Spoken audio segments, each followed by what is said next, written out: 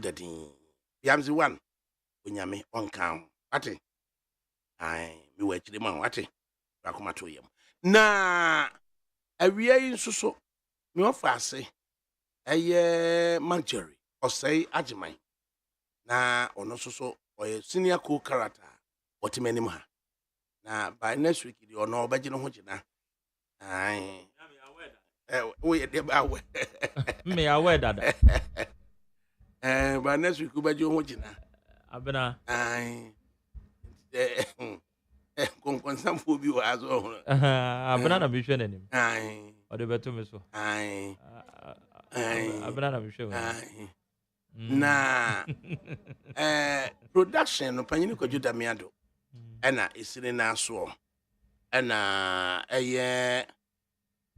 Mancheri kru yada. Eboa no ma otimi hihye. Na na kwe free ye. Aye, ohima kwe free ye. Ena ono so service mrante kwa na me no. Na fe technical production no abna frema bankro. Ya beba panyini. Esisi wabata ho. Ena nana ya safo. Wone so ehwe ede amaye.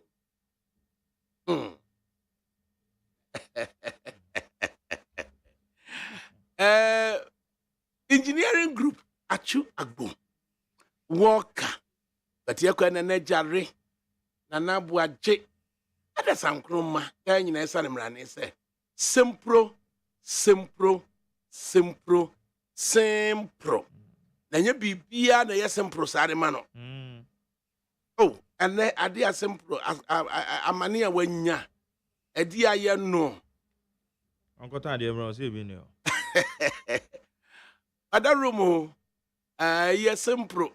Eye continence this year. Eye asuo hu this year. Asuo hu fuo yi muntie. Aja continence fufuo ya fifio no. As my copem once and me pem once and do ni odie. And I'm so simple uncle star bite. Na uncle koje cappuccino. Any plain croissant emra. And I'm so simple. So when to me and fat cappuccino ni plain croissant na ma. Ensifia habium. Mancheri dia na sie. I saw also ko anyway they say simple. So ko e bi ni ho. Was it? O say bi. O say bi ni ho. Na wo ba kra wo so say croissant yi awakan. Dey ni kra no we what then croissant. Because every what kind? CROISSANTS croissant. Mami ko Cote d'Ivoire am right. No kwhwe born remember me go di 3 days remember na wetin aka. Since 2018 our fa croissant no say. Croissant. I'm not trauma me. The one CROISSANTS. Since 2018 our fa e kan say ye aduane o. Say ye pastry o. Since 2018 2086 years down the lane no afi na me be hu and say afi na me be hu uncle family so I want family because so kind am say na dey me ba be hu na simple say say dey there o so aden do say ni nyina asa so and say wa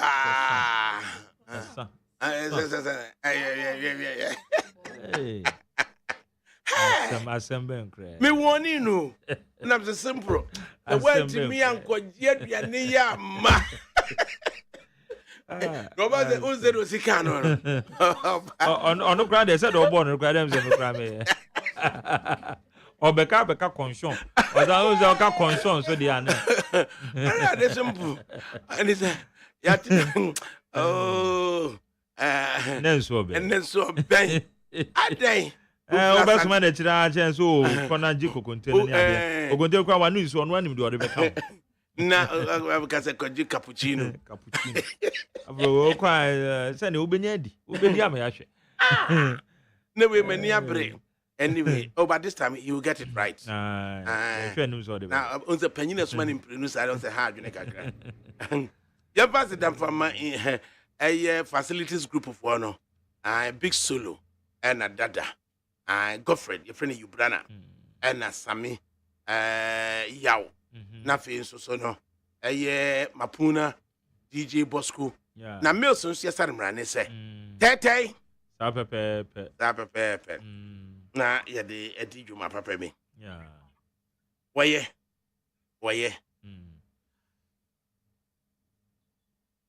and then some more and some dear there's a ya na everywhere because ya na man no some pam ma me kakra and some more no and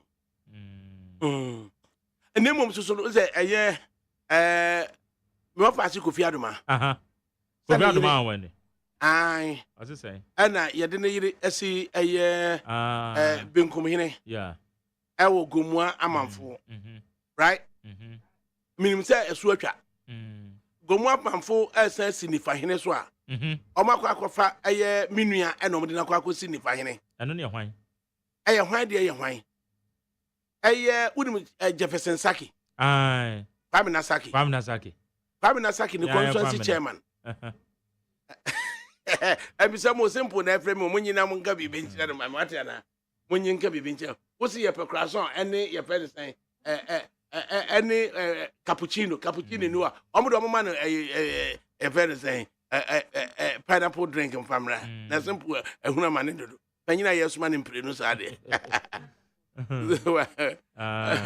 already enti chairman of Ablikuma Central ono mo na kwa kwesi ni fa ono sisi ano yedena sinifa hene ewo kromo ho na ehwo na egumu afan egumua amanfo AMANFUL udru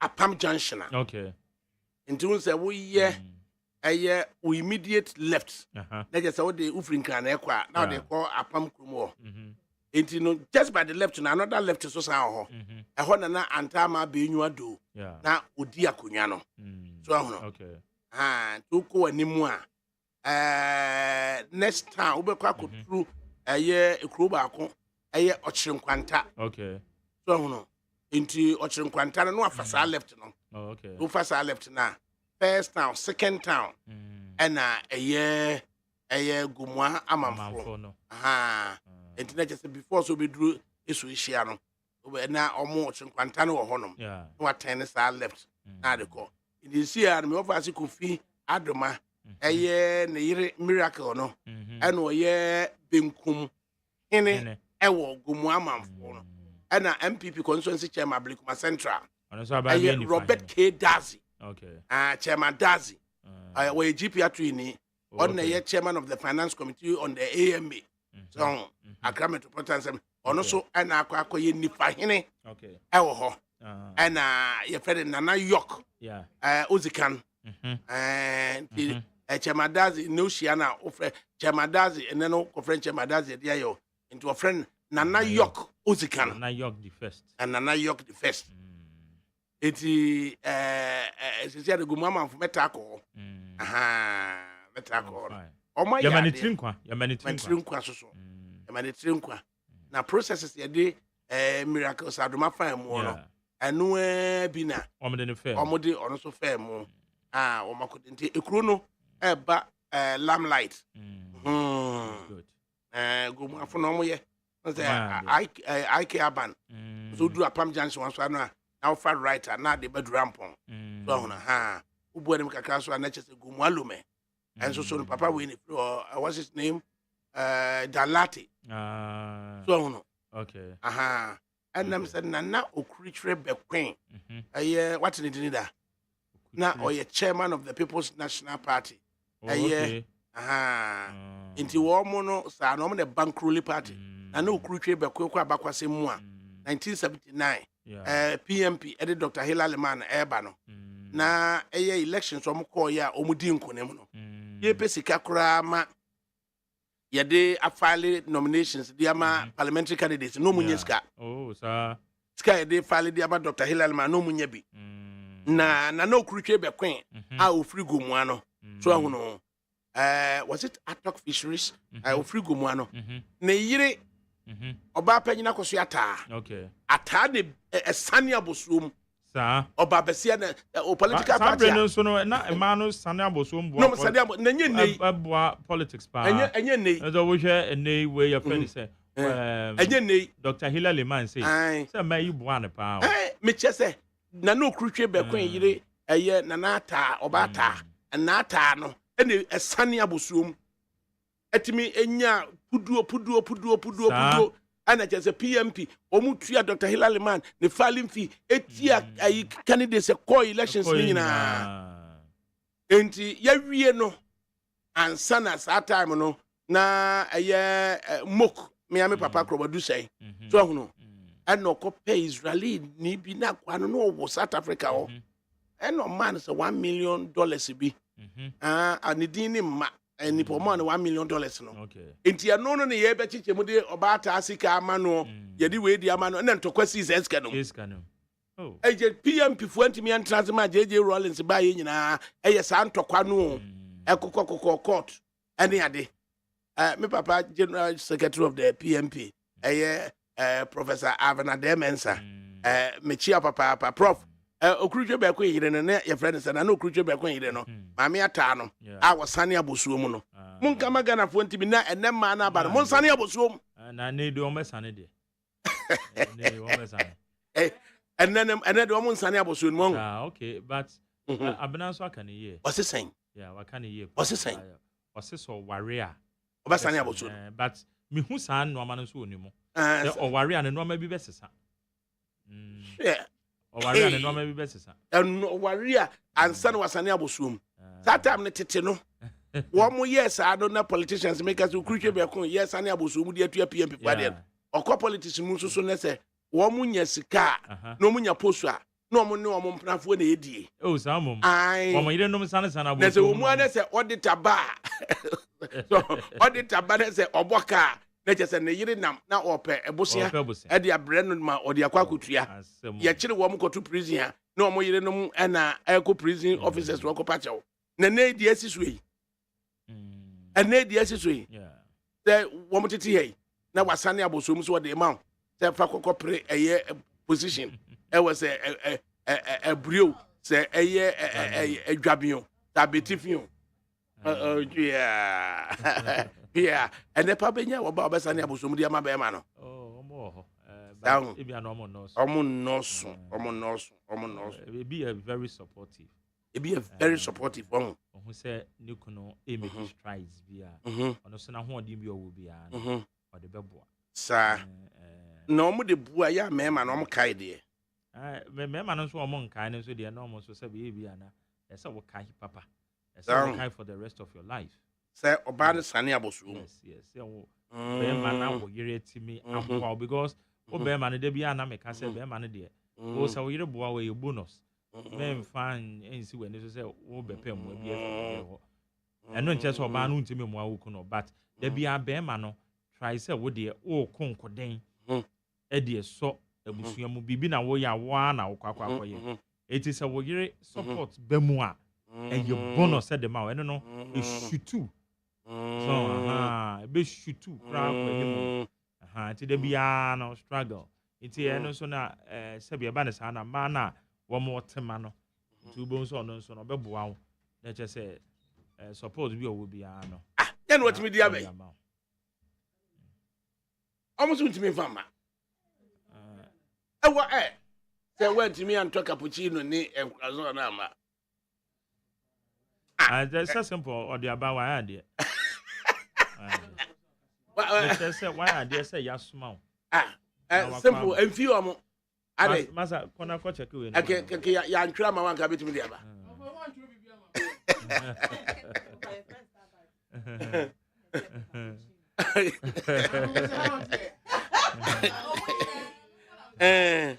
simple few bia simple no honyo ono wo no honyo few bia simple few bia okay enti ade na wo honom yenhwe said the normal is the aircraft na ehunu ba bia de fufu ebe kwa akobo ai and so the same crat and so e bi wa ha kama ade ne de ne o Cratay. Then Cratana said, the daily guide anymore. Man should register ye. Daily guide say Baumia will erode NDC's northern foothold. Say, what should your daily guide Canada? What she said, Nana Comia. And a cassay. I just said, Nana Comia, dear Tuja. Say, a year tiffy man Tamudo no dear. Dr. Baumia. Obe same our 2024 election. Obe same honor. Obe same. As she said, Utum said, and Pampani dear, I jump up. I say, Osha Dr. Baumia, was some magic one beer a year Juma. A tiffy man Tamuho. Sir, a bebois. Okay. A winning MPP. This sweep best say NDC. Omunyina so wunyina. Sa. Into 99 5 northern regions nyina no. NDC lead by over 400,000. Or 400,000 over MPP. Into 400,000 obi twa to agu. Obi twa to agu. Na just 99 no kwa so wasan ababe abesan wo mo. Nti sama na nakomi ana dia tudwa. Oh okay. And it's for my idea. Oh my idea. Yeah. Na Freddie Blaze is saying. Na Uncle Freddie. O say na na do danko akufuado. Eba eye ketasehye. Corruption fight ketasehye. Say ye kompa de Nanado is on top. Nanado ase baby a. Eche say ketasehye Nanado we demonstrate wachere pass obetimi akon e de atia ketasehye e wona memoyi mo it owura Freddie Blay e na ode eye sensem we ode atudwa na wo hwa o se aben omoko globally ende no tumi hu se Ghana ha no e ba ketasehye ani dwirim aben e kompapa na ojidi pass all over the world ni wiasa fa na nyina no eyade a wo mu nyina no etimi ehu se Ghana ye kan ama hodo a wo mo akutia eye ketasehye na eche se Ghana ye kan ho bi ye ginam tintimai pa teno nso na owura Freddie Blay ono nso odi atudwa na wo fa eye daybreaker so kire se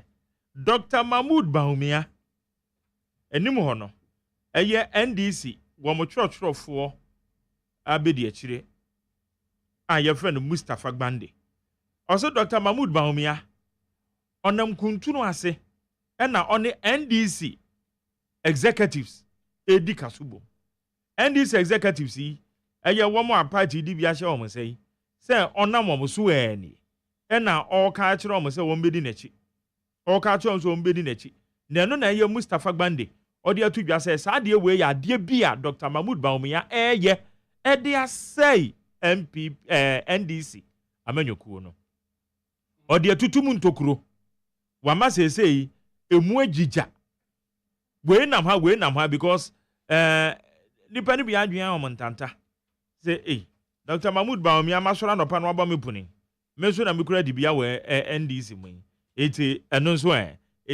so aba betodwa eye trotro pani a oda eye NDC amanyokuo no emu no eye trotro pani abedi akire oda NDC amanyokuo mu no ode sensem we ode atudwa na wofa new crusading guide na say de amanfo ani abiri o say hwan na ebeye abedi akire edi ama womo a yato aba edi ama omni titiriu pa eye NDC ni MPP amanyokuo yi hwan na eba beye abedi akire di ama womo a etu franka adi ama eye sa amanyokuo yi na no na nipa dodo na eka se oba say de aduru ma no so o ofakra so kan bia nra say de akoyi de ebeye chief of staff eno no mo fa ADAKABRI na eka na nra eti ofa eye new crusading guide na no so de anim ha kire se amanfo ani abere wo hwa ya maame na atoshe ni mfoni igbo ha sara so na Professor Jane Nana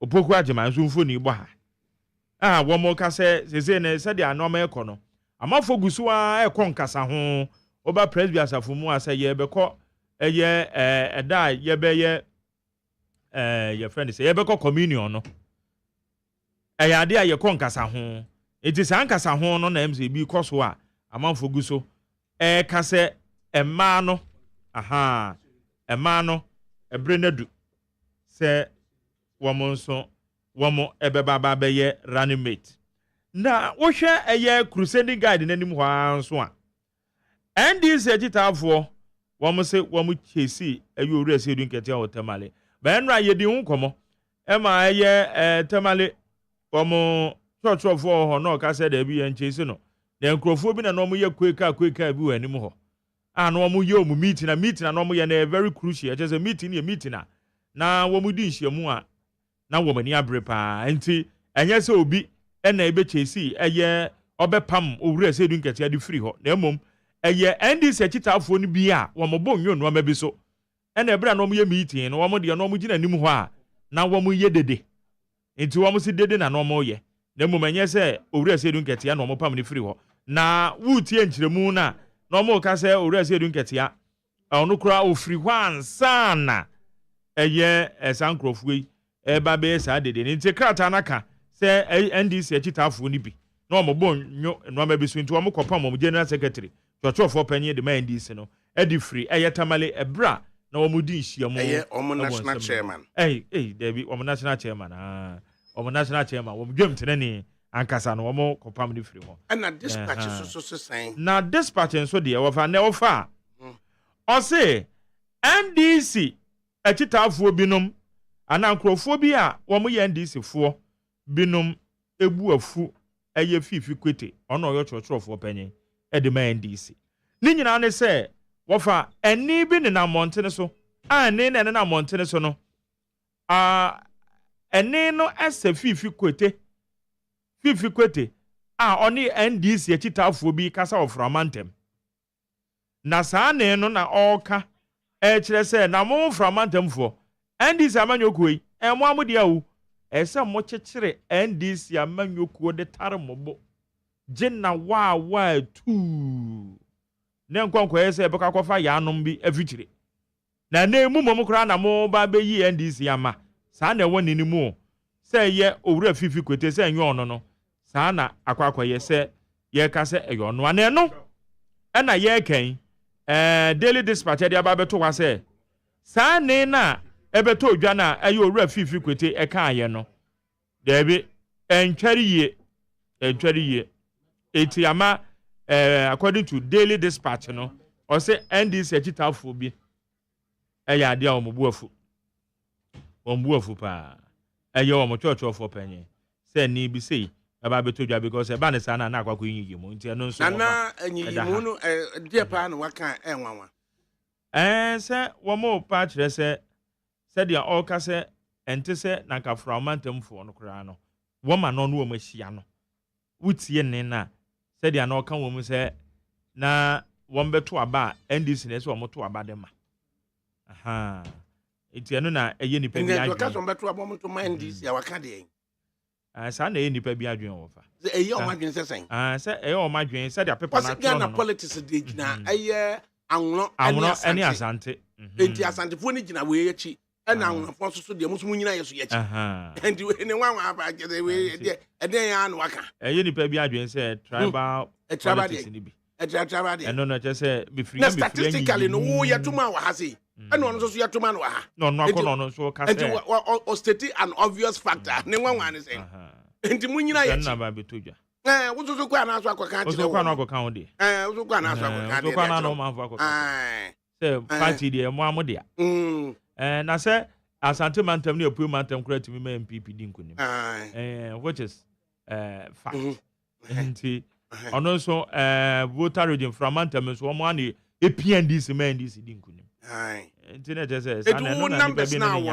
ɛde na wo yɛ fa wo numbers no wo numbers na so betima bɔ ho ban betima bɔ ho ban ɛno na ehu hia sɛ obetimi abɔ numbers no ho ban na etimi abo ama bibia etimi akɔso kama ma ya ne poko ne boate ntwen komo kakra a couple of year stories are well raised at the aba Dentra Boatin Yamaha. Of Amateur. Yen Shannon so a year poor Boatin, a PhD, a year student. You were Reshimusa Enchibiano. Will be to me any paper where I hear the BBA, Aqua could defend the thesis, and defending the BBA. Ama what me assign Ababe, Mania, or Bababe, a PhD, Dr. Paul Boatin. Na Yadiako, a year, Dunquao, a Chichire, I am free. I will boise any diaso. Yadiakon. Doc, we are led to believe, say, Dr. Mamadou Baumia making strides in the 5 northern regions, especially the proper northern region. At me, Aji, a year MPP for numbers. No, now, what am I sort of for my dinner? Of Amateur, your cheer for you. Now, Mamma will be also official. And Cobo with your dear check. I'm a children to say. Someone now may get MPP for Black Bear Fan. Obey a running meeting. Push a bat one, 10 years, a 50 black or bacana now to one corner. In fear, maybe a virtual baby, which we pay in Mukakra, MPP for me, Padia Mukakra. Then, yeah, one my bay on one Casabaya or Franca to Fono. A head a Honda Coni. Amania, a hard year, the Americans, and there was a macafe. Ghana, no, a tribal politics, and a Ubi be answer per se or Toma Media. And I'm saying, I social for one post one. Utu say, and one a post. And you know, I wanted here, Obaconin, Dr. Baumia Baconin, we say, Oshe. Tribal politics and tribalism and tribal issues that are possible now. Sanache, into the absence of former or Beccolini. There was then this before so 80 million Yuraguna and in a city form, a deep with Tahuan, a Bema full assurance. And yes, I am why it was so. A BB, I was a NDC. A year cause for worry be my own one. Sana Mihuno. Sana Mihuno, say, of our video, so I'm a bit rich. I don't know you were a Maribato, I said, I did for no more street in America. So of our kind. Now, tribalism and now tribal politics here, we are game free Ghana, probably. Oshabaumia, also a man pushing. History also says a man pushing Dagumba, Nanumba for a Busiam Yeniano. In the eyes of Omoni Gunja, Anna, a bed, a DBC. Anna Nansaya, so I'm saying, you were Mahama call Gunja land woman or Geneno Kakas in Mr. Mubi, or other news outlets, mobile. So no can fast, Ama. Gunja for the Dona Atuaba, Ama, Yura Mahama. The same thing that Malumianson call for so yes after 30. In fact, there's a command to see area Honoma. I did the one and said, one more dear neighbor. So support to therefore so much support to. It's in a bahadrin pass, and this is fun and light we say, oh, it's slim with the head and baby media. This year, no, and Conifer. This year, no medical can say, baby, and this is one when you share the one we are sent to them.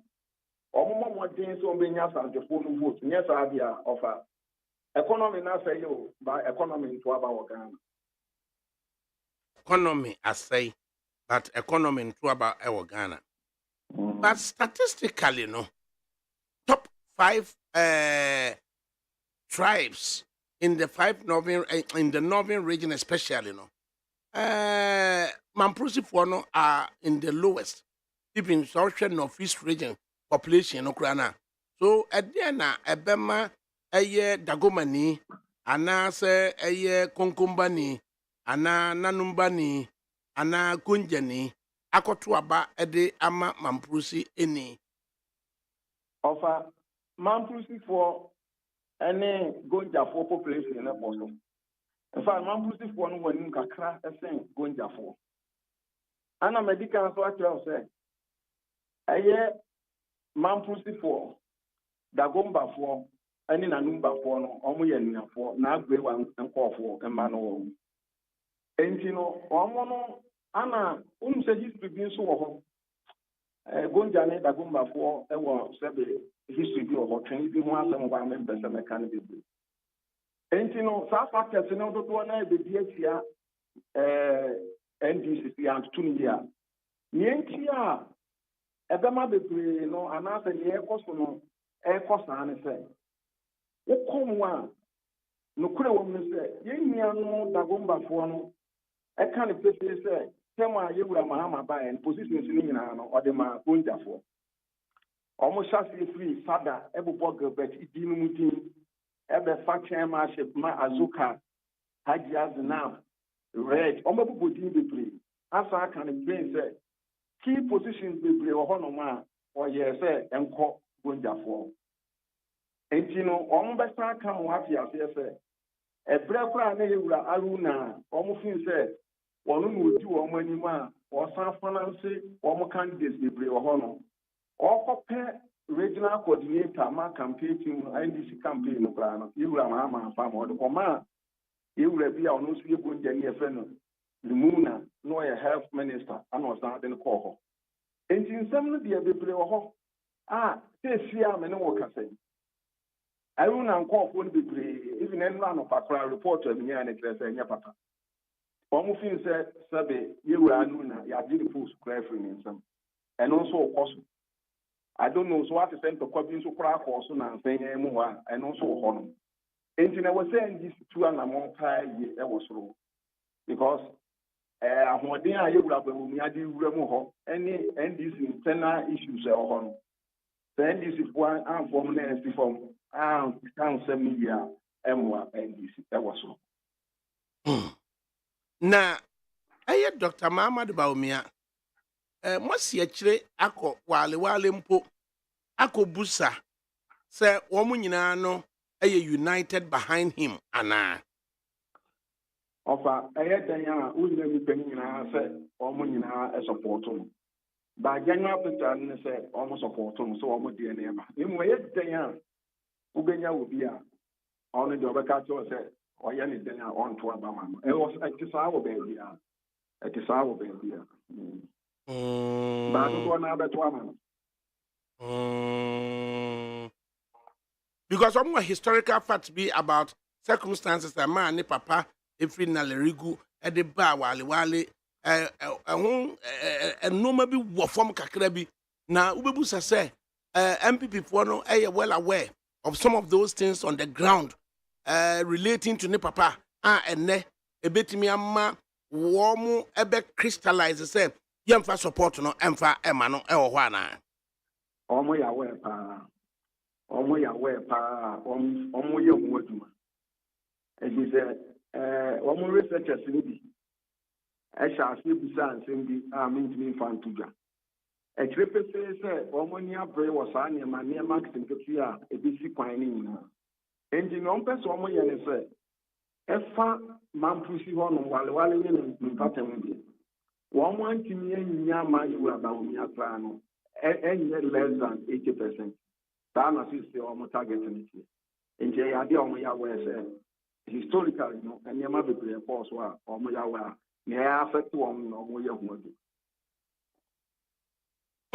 Intima yenhwe within the MPP no akra no omo na omo di Alima Mahama echi ene womo a ewo Dr. Muhammad Bawumia afa ene kura no womo akabom because obi be free say Dr. Bawumia nti na Alima Mahama wanya baabi enyina na womo akabom de Ofa eni so de obeka se na obede hu tipa komem on se okọ no ma sansen sem ni nyina ehuru wo no ba ye mi se Bawumia kwa ho modern try se obebu otimi ankasa personal otimi kokọ mu bi ho no mo eno ne ade a ebu ano no enti no so okoso sa ade a ebebu ano but wonya obi a mo support o sa da o fa sansem no wo ho na mo ogidie sɛ anamɔ na wo tu no ɔkɔ so tu saa de a ɛbɛboa no. Na historically usan ba wachi a ubehunu sɛ fiti 1979 da bia no Dagomani ɛyɛ running mate ɛde ɛma MPP Fagbara enti sɛ wohwɛ 79 ɛyɛ wahene kɛseɛ Alhaji Yakubu ɛyɛ Tali Yakubu Tolonna unse wone Victor Usu na kɔɔyɛ ɛna Victor Usu so ewin ne yɛ no ɛna wɔn de mutimi achieve a balance nti no Victor Usu de ne yɛ running mate ama na wohwɛ sɛ ɛyɛ Professor Edubuahin so ɛba ɛyɛ 92 ɔno nso so ɛde lawyer Roland Al-Hassan ɛna ɔde no ɛbaayɛ ansa na Jonkofoɔ so ɛbaayɛ ɔno nso so ɛde Sakin Zongo bɛyi ɛyɛ Alhaji Aliu Mahama ɛde bɛyɛ enti the idea of say Dr. Muhammad Bawumia ama ɛyɛ Dagoma for politically no ɔma kɔfɔm no would the Dagombas say rally behind Dr. Bawumia giving say but for Dr. Bawumia they would have thought say a Dagomba would have risen up. Ana mi sɛ ɔfa ɛno wɔ hɔ o sɛ saa issue no wɔ hɔ a affect Yewura Bawumia ana the same issue so a ɛwɔ hɔ a affect NDC but to compare ni mienu no dia NDC deɛ no mu is serious say Dr. Bawumia deɛ no wo compare ni mienu a ɛne sɛ nneɛma ɛkɔ na NDC foɔ no ɛdeɛ no ayɛ te sɛ ayɛ before no mu more say Dr. Bawumia deɛ ana sɛnea bi ka kan no sɛ nnuanom mmiɛnsa no even though ɔmo nte sɛ bi a sɛnea bi a mfanse bi a ɛbɛfa sɛ nnuafoɔ te sɛ neɛ obi ne ma no but ɔmo yɛ nnuafoɔ historically na ɔmo nyinaa na abewa na ɛwɔ wɔn ana ɔmo kingdom no nso na ɔmo establish yɛ ne nyinaa no ɛyɛ nnuafoɔ na enti no anamɔ na Bawumia etu no ɔkɔ so tu ɛbɛboa but NDC deɛ no mmom na ɛwɔ sɛ ɔmo hwɛ ne yɛ bi sɛ wokɔ a saa de no wɔ fam hɔ dodoɔ no ɛkasa ana wei no nso ayɛ sɛ mmerante wɔ dodoɔ no anim yɛasi Bawumia deɛ no deɛ tete no dodoɔ no anhyɛ da ɛnim history ni papa gye mpanyimfoɔ bɛɛ NDC deɛ deɛ 2016 yɛ abɛyɛ na wotum sɛ saa de no akɔ so a nti no ɛma dodoɔ no anim ɛno ne ade a ɛnyima NDC NDC die sign asem ne sitie sɛ wɔn akɔyɛ meeting na meeting no wɔn kɔ akɔyɛ no ɛna vice chairman of the NDC ɛyɛ Sofo Asoka wɔn ɛba bɛ kasa sɛ NDC ɛyɛ mmarahyɛbadwafoɔ ne bi ɛwɔ Tamale no yɛ mmara meeting no wɔn ama na no ɛna ma MP foɔ no so supporters no so no ɛyɛ dɛn emu ebu fuye thinking say ɛsɛ yɛ mistreaty ɛyɛ Tamale South Mmarahyɛbadwani Haruna ɛna ɛyɛ Alhassan Suhini ABA Fuseni enti saa wei mu nyinaa no ɛma ɔhaw kakra de bɛ ɛdeɛ paa na ɛwɔ aseɛ ɔfa medical wa wɔ ani ate ne mmom yɛ waseɛ paa pɔtɛn deɛ ne mpɛ sɛ mede bɛtu dwa yɛ waseɛ pɔtɛn paa no ne mpɛ sɛ because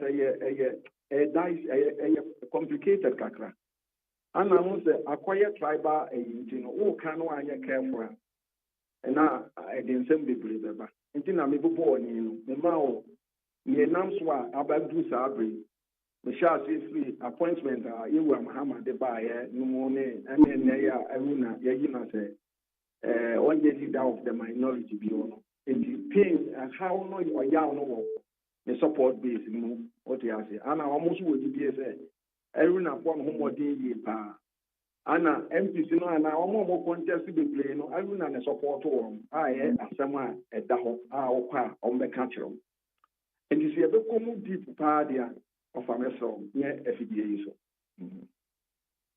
adena NDC de ɔmpɛ sɛ ɔbɛkɔ mu deep sɛ ɛno no ebetumi aboa bi no ebetumi nso aha baani It will be a down for a while. May I do consultation fee now? Yaka Cranso, the top petrol, take it behind the back area.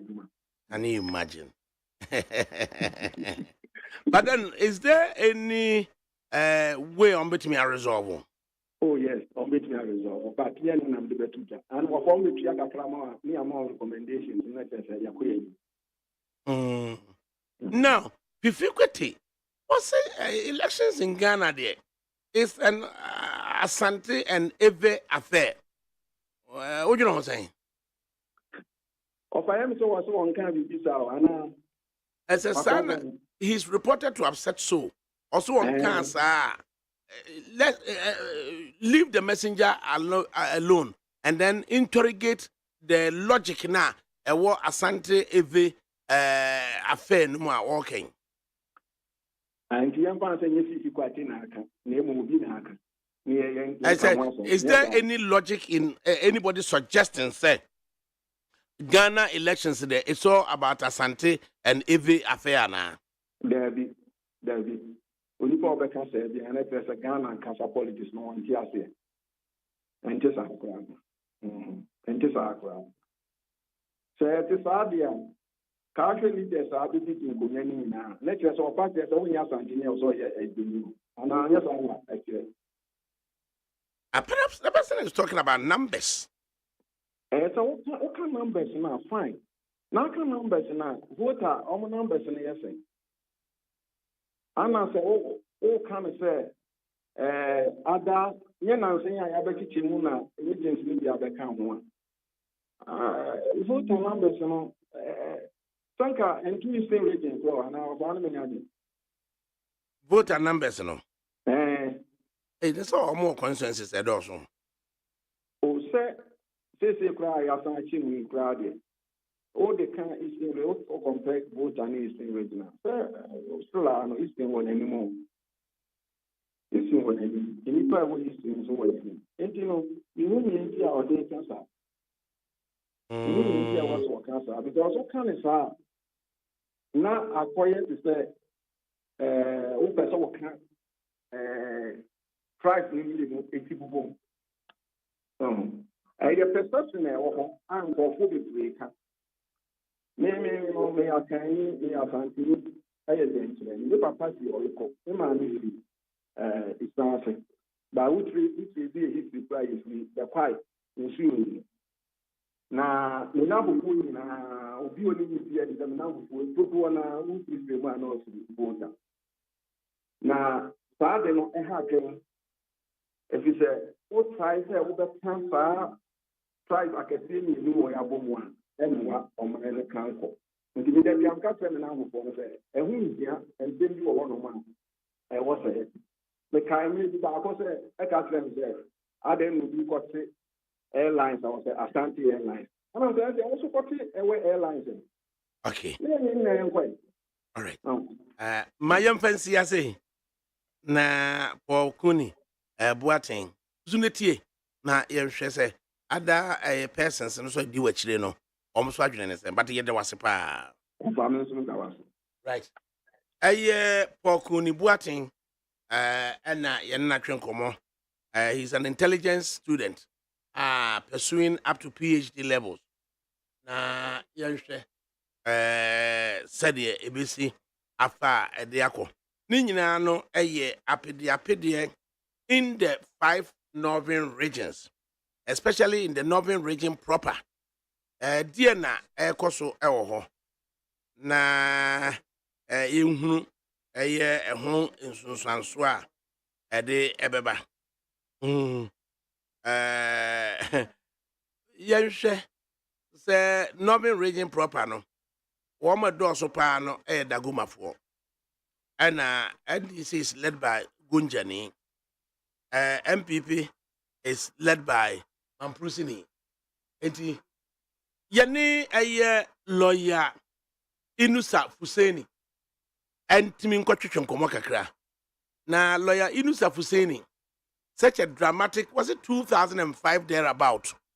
And lawyer Inusa Fuseni, Dr. Wayo Seni, and first across carpet from the MPP and or the core NDC ɛna ɛfɛ deɛ by election ɛbɛtɔɔ hɔ in a year 2005 ɛma lawyer Inusa Fuseni na ɛwɔ so ɔba na saa election na Inusa Fuseni ɔbɛyɛ MP for Tamale Central no ɛnumu na a very major your friend say media personality ɛno nso so yɛsi wakɔ akɔtu ababaawa bi tam ɛwɔ hotel kɛseɛ bi wɔ Kumase ɛno nso so gyi ntire ha yee eti Fuseni deɛ wɔ baa papa. Lawyer, good afternoon.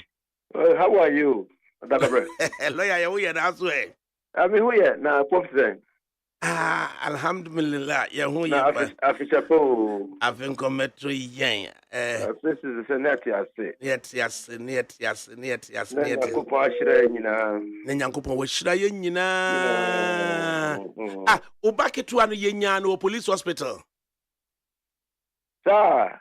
Mi busa se yenyan wana se odene maame ne koye. Kitabe. A incident to see police hospital no. And na mi busa se akola ne tiase ana. Oh no. Odene maame ne koye. Minia. Oh, sorry. One save akola no save enti na me na me senka sa akola na obi ba be kuta opoma de amount na ka wo masala chia oh obi kan say inshallah obi tena se ma bibia e kama now adie pa na ese ye nyina ye gitum se Northern Region property eye NDC na afedie ese ye kan Northern Region ese ba omi abeje numbers no asembe na esi o. Oh, nye bomia. Northern Region Ankasa. Ampa, yeko 1992 elections no. Na Northern Region, ye World Bank or IMF of the NDC.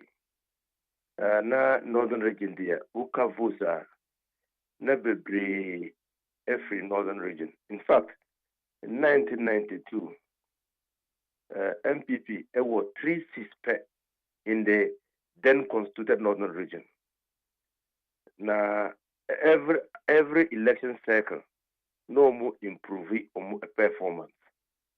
Until 1998, more improve year equal 5. Then 1996, 2000 almost improve year. And that time no na. And so it's not exactly Baumia. A young Kasaya strategy, and that is why we are looking at the strategy again. A young Kasaya strategy. Now, when you say politics there, every election cycle, the people are wiser. They are demanding, not in terms of resources, but in terms of performance. They are now critical of Unkofodia Omogina. So you need to review your strategy wholesale. We were late in doing that. Because I'm planning a strategy. Obi said not so much the strategy, but so much the political chicanery. Udi was on to from Sisiana. Oko a Northern Regional. Yabakacho say there's Obakan say an unending feud between Sofo Asoka and Inusa Fuseni. There's if I could finish. Odu Asonto former Yabakacho say there's an unending feud between Sofo Asoka and a lawyer Inusa Fuseni. There's an unending feud between Haruna Idrisu, lawyer Duna, and Ali Adolf. Groupings in Moye. First of all, I can say I don't have any feud with anybody. As a politician and as a party person, from the day na media party no na PNDC time, I was a low-level cadre. Okay, I said, not people's shops no. I don't know whether you were there, but na me area to Shugu would be People's Shop, Nami secretary, and Nami teacher, the Kalpa Anglican Area Teachers Association, as workplace cadres, Nami Omu chairman. And the NDC probably association with NDC predates 1992 Constitution. It was we were part of the cadre corps.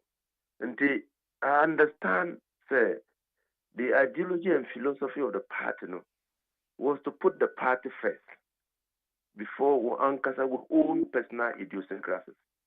And throughout my tenure as member of parliament and even as a cadre, I have always endeavored, say, many of the oil party near, we can work together. We can work together because at the end, any to build our party to make it attractive enough for people to want to belong to it. Because that is the cadre mentality, that's the cadre ideology, that's the cadre philosophy. And I have never had any issue with anybody. So why would people still ascribe to that point to say there's an unending feud between Sufa Soka and lawyer Inusa Fusini, at least supporters level? No. The last time His Excellency John Dramani Mahama was in Tamale for the meet and greet session of the opinion leaders in Tamale. Now, so far, Zoka, Otimikano, na minute they were the same car. So you see, sometimes when you hear distance, you must conduct further investigations. Na minute no yet the same car. And so, and I'm Inus of a sin. And I'm telling you that the last time His Excellency John Dramani Mahama was in Tamale to meet and greet opinion leaders. Na mini sufo azovka ne etika in one car. In fact, no oti ne car or whom or see ne cano ever tanamico. Because Alaji, the year came in nationalism our NDC Northern Region. Eko we say Pianano January 6th year meeting our Tamale our Global Dream Hotel. I didn't see yeah. General Chief meeting. General 6 meeting. Yeah, and see. Oh, if I could recount, I was a stakeholder. But if I could recount, I'm going to if I could recount what we are led to believe, say see, then you will have the opportunity. Don't recount what you are led to believe. Alaji. Okay. Such a venerable no, lawyer. Kasa, no problem. Okay, free for all fight. And a man, Northern Regional Treasurer, upraye, and so far so across Natadie, ete. Now, one much as a free for all na buy, a unresolved issue between Sofa Soccer and a lawyer Inusa Fusini. What do you have to say to that? Fusini. Yes. Me Inusa Fusini. Yes, unresolved differences between Sofa Soccer. That's why I'm saying that your story line, those who reported it, I'm not telling you or are reporting a falsehood. Me Inusa Fusini. No, there is no unresolved issue between me and Inusa. Let me tell you what happened. And to set the record straight, sir, on the 6th of January, there is stakeholder engagement at Global Dreams. Mikasai,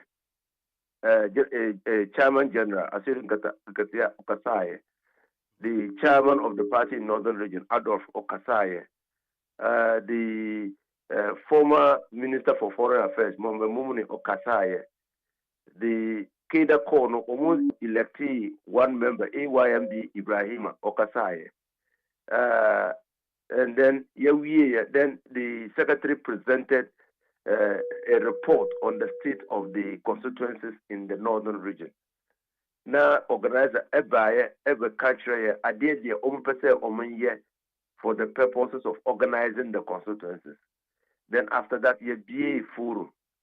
The meeting was supposed to be a strategic meeting as well as the stakeholder engagement. and also to foster the unity there here in the north. Now, Azoka by Obakasano or say it doesn't appear to him that unity na Abba. He mentioned specifically Dr. Nash, who was the former governor of Bank of Ghana, any meeting, any chairman, I don't get here thing, besides identity the stakeholders in the northern region no Omaniha. Then somebody who was a bodyguard to the chairman, Eremaka said, "Oh no, Ankasa is your problem." Azoka didn't know. Azoka was speaking. So Azoka, then some people who were there accosted him. Ekachira said, "When you focus, you don't sit behind Empire's comments." Azoka by Obano, or said they were saying that Sani Pakron on your part of the stakeholder engagement into on PA. Azoka named Sani Pakron. So Azoka was proceeding to ask him, they were there, see here. And that was where the guy held his dress and tore it.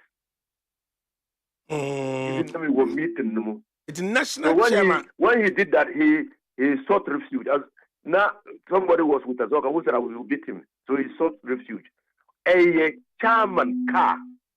I said Katiana car. Na this and the Pakrono. Nah. So what they are saying, and I was behind Asedun Katia. We escorted the guy into Chairman Asedun Katia's car, not in the PA. Nah. What you are reporting as regional treasurer, what happened? No, and you get this Sunday, and I think that this Sunday was not 6th January. This Sunday was 9th. 9th. Was it 9th? It was not 9th. Around 11th. Just Sunday. Yeah. Sunday we are talking about on the 14th. 14th or so. Yes, 14th. Yes. Sunday, yeah, Sunday, yeah. The regional executives had gone for a meeting. Stakeholders, no, as part of the engagement, no. You see, the regional executives must build consensus on the strategy going forward. Until there was the need for them to meet, and all of them agree on the follow-up steps. Until now, a regional executives committee meeting, in your stakeholder engagement. Again, so that's a falsehood. They're already two at the Sunday, yeah. The lawyer, my young show. So are you getting me? Lawyer, you follow the awoken na. Until Sunday, no regional executives no share, you know.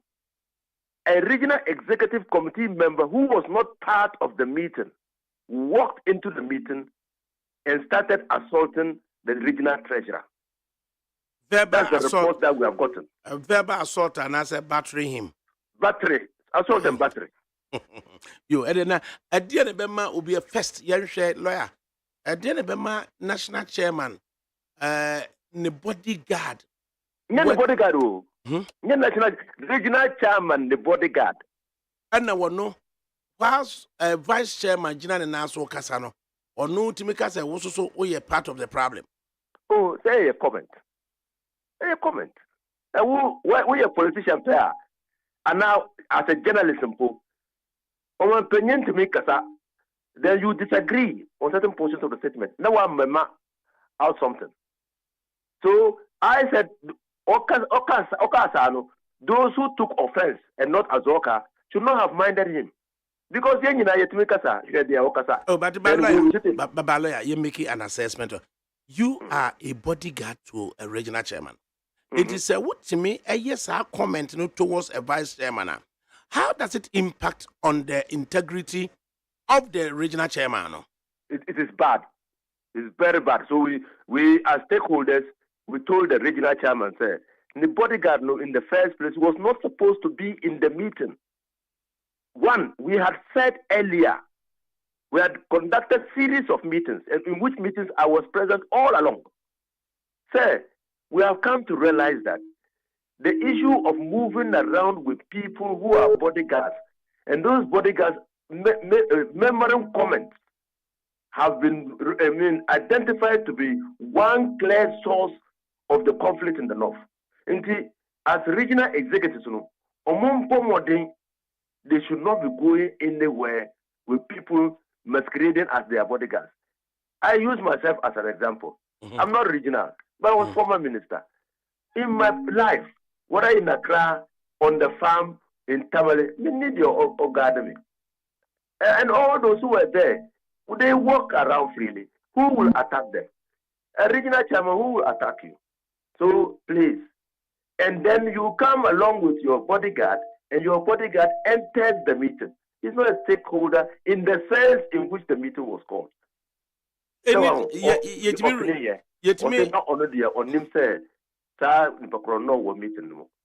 yet me raise any disciplinary action against the bodyguard of the regional chairman.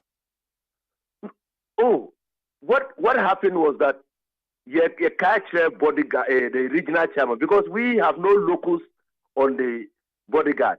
And you catch the regional chairman, no, say, uncle discipline the bodyguard, but make sure that in subsequent meetings, more on fun or in the bumper, the line should be clearly drawn, say, on your part of the meeting. Into such a bodyguard, it may lay a finger on the vice chairman and actually tore his clothing. And the onion shade, you see, regional chairman caught no discipline. Oh, yeah, because we thought that, say, a point there, because the vice chairman did not take offense. He didn't. Joker didn't take offense. He had only asked him why he was doing that. So, you can say, because we're pursuing unity, we should not escalate the matter. Regional chairman, go and deal with your bodyguard. Anyway, lawyer Inusaf Husseini, is there any hope, sir, NDC could recover quickly and thwart or stem any inroads at Dr. Mama Dubaumia or here in the northern region proper? What is happening does not detract NDC from working in the north. What is happening does not in any way detract NDC from working. And I can tell you as a matter of fact that we are on the ground. If people do not want to see the larger picture and they are prepared to pursue our own personal idiosyncrasies, but we are on the ground. To the extent to say, supporters of Lawyer Aduna, Haruna Idrisu, appear Haruna as an institution, as a supporters, and so clear the staker, Haruna War and this must say. Haruna as an institution is an institution within the NDC. Haruna is not an institution outside the NDC. So the institution is subordinate to the party. We are institution until we are above the party. Anyway, I have always admired you for your honesty, what kind of asset is. Now, finally, Lawyer Aduna, Haruna, dear pana, a walk one John Dramani Mahama and Temwa, second term of John Dramani, a year full term of John Dramani Mahama. Yes, Haruna, the ministerial appointment delay, ye in the north. Recent time, Haruna, ye in the north. A dear pan, a walk on it, John Dramani Mahama and Tem. Oh, minim, a dear the ewo, Haruna Idrisu, any John Dramani Mahama and Tem. Even the devil himself is incapable of knowing unless the Haruna and John Dramani Mahama no Kasa. So I can't pretend to know. But you tell me, Busan, say you are touted as the most favorite, and I said that John Dramani Mahama's favorite minister at the time, and continues to be his best friend. So if indeed the BTSC Haruna the ministerial appointment delay, and until Haruna ye Haruna ye as a minority leader ye John Dramani Mahama and then I could almost almost rest still ye. So tell us something. And that's what I'm telling you. I don't know. Because, I remember in 1998, 2000, Lucy election, we formed the youth forum. And we said that you call around all the opinion leaders in the party at that time. Almost said, we must all be owners of the party because a corporate entity. Until we all have shares. Until the party constitution will say you don't act in a way to bring the party into disrepute. Until the party as I say, at any time you must conduct yourself to project a good image of the party. Until I simply do not understand what is the problem between Haruna and John Dramani Mahama. Nansanya, John Dramani Mahama eko boale. Or free boale bano. Yena rounds in the north. Okobwale. Okobwale no. He specifically invited Haruna to accompany him to Bwale. Only Haruna no mukoye. Is that answer John Dramani Mahama eka say free Bwale bano. Omudru Busuno or country Haruna Idrisu say, oh, say me Drew Tamara, I'll pay you a courtesy call. Until what me decline because yes, so that when we get into time, we'll come to your house before and that's what happened. I don't see anything between John Dramani Mahama and Haruna Idrisu. In fact, I can say on authority say na efie de Haruna Idrisu eti wo bubwasi John Dramani Mahama ne papa fie. I say it again. Efie de na Honorable Haruna Idrisu etim wo bubwashi. John Dramani Mahama ne papa fie. Yeah, na supporters no. Ostensibly mo free say baby wrong Haruna na omo kotake John Dramani Mahama chances are.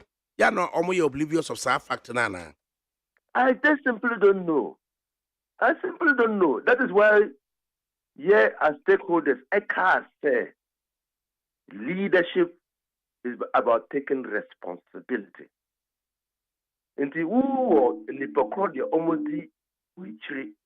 You have a responsibility to educate them on the ethos of the party. So, one thing can say, oh, media mean yes, sir. They are yes, sir. Leadership is responsibility, taking responsibility. And you capture all the stakeholders, you capture all the regional executives, constituency executives. Say you leader. It means you have to lead. You can lead from behind, or you can lead in front. You can lead like a duck, or you can lead like a hen. But the responsibility is still yours. Right. And like a hen, the responsibility to protect your chicks still reside with you. It doesn't matter the position you take as a leader, whether you are in front or as a duck, you are behind. Right. Lawyer Inusa Fusini Yedewase. Na final question, Nana Akomea, managing director of the Intercity STC Coaches Limited. Na was stated clearly and has been captured into this edition of Daily Guide. Or say Bawumia will erode NDC's northern foothold. Nana Akomea say, Dr. Bawumia dear no kwenye or the vote no ebe free northern regions no 5 of them at the aba na what they erode NDC form of foothold. Not only that, you go further in the Zongo communities and so no na wakoye the same normal no atimi erode mo foothold. What do you make of that? Well, Bawumia himself he campaigned on the issue of 1, or a Muslim. 2, he is a person the NDC fears. 3, he will bring northern votes. Yes, sir. Yeah, that's what he campaigned on. So, Kachira Minya Akumia said, I'm not surprised he's still doing that line. But for us, the last election results, it didn't give MPP majority of the votes in the 5 northern regions. It didn't. Who compared results are? It's a falsity that they are pushing around. Now, yes, your votes are diminishing because the northern regions were considered the IMF of the NDC. Into the fact that MPP are appreciating in the northern region presently constituted is a matter of war. We know that Bawumia's claim to fame, because he's a northerner and he's bringing northern votes. We are clearly aware of it, and we are working to contain Bawumia within the northern region. Right. Lawyer Inusa Fuseni, Yadewasipa. And that's it. Okay. Right. Lawyer Inusa Fuseni, a former Minister of Roads and Highways, or a former Member of Parliament for Tamale Central, and he said, oh no, as honest as he could be, what can actually normal air coso in the northern region proper. Na emun komono and a Daybreak newspaper. Or see freedom in truth. Kanokra ma honto, kaneu, anunti and also diabase. Bawumia deepens NDC cracks. Gbande claims Mustafa Gbande is the Deputy General Secretary for the National Democratic Congress. Mustafa Gbande, yamwaha. Ejosu, ADAKABRI. Anyini na humpo etisan awie yi. Radia ayadu. Moja eti Afrosania. Ye nyina obeka ne say alhamdulillah ye hwehwa no. Daybreak newspaper or say Bawumia deepens NDC cracks. Gbande claims. Tell us more about that story. Yo, that was that. Atia wati na woman say obu ne kwem. Any obi ni komo bisa. And it didn't emanate from me. Membo. And now weekend and the executives me and one or northern region. Omunya kasa. Now if you say about at all so she already first statement side about to condemn that particular act of misconduct because party no man who himself will be evidence abeka the young particularly that we are working colleagues. Now, yeah, come on, na MPP for ne more press and say that you need to be in the presence of our national chairman. And I mean, you say that it's the original office. The national chairman book any northern region. On one day in the meeting, I bet you that I'm fan and no AC. And the AC to know is the in the original office, Abra, or Mubinum Kakrebi, our office one now, 1 million human, and a Sadiano, AC, party, no, M4. The only reason why the MPP is scared, Mr. In the last 1 week, apart from the national chairman of the NDC, a press conference expose Electoral Commission and the government conspiracy to rig 2024 election. Ne subsequent a public a year or year yet. And I was time to call no. All the constituencies are a year, primaries, year, constituency elections, year. One more that so ever misunderstanding the conflicts no. While was yes, all those constituencies are up and doing. They will only do that because as about Miano when the president in 2024, I mean, now, Nansana, you bet to count, they be on you. And they will do everything possible to cook any story to mislead it just to make Baumia relevant in the North. But the reality of Baumia's position in the North is that this is a man who is a Northerner, who led the claim of one village, one dam. And what Namia woman dum no power, buyers, World Bank. And no, didn't you have an Nabakutan Zukan or how a company? And I want to say, Kanama, woman, no would be and I'm got to Tokro, Santokrono, and Kosiaga, and a Santokrono. Ofiho, on one of the said, one village, one district, one factory. The Oko Meme constituency, the CIO, Bolton of one. Your body a fan of the contact. I want to see wire house, Echo Farm machine, every crime. Emma President Akufado, every general Kati sort, or committing one factory. What will you hear? The channel almost far in the background. So when you have a Northerner, knowing the challenges in the North, who have led this fraudulent misrepresentation and deceit just to get votes from the North, what else will he do apart from this desperation? You understand? The Nado and Ajuno and the bodyguard, then the driver now will not found from what or not. That is what exactly is happening, and that is what I have said. And I want to go 15, and run a joke, or more back up 5. Minia, I hear back in the communication department. That is what they have decided to do now, sir. NDC for now, said you already want to tell. Who are near a can be near their show. Now, I'm their problem. Oh, yeah, Metro good fake, and I'm a teacher.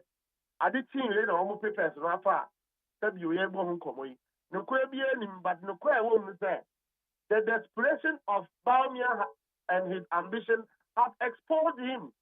A vice president who is in power in the last 7 years cannot boast of your performance in terms of how your experience was started. This is a man that I say he is an economic weak kid.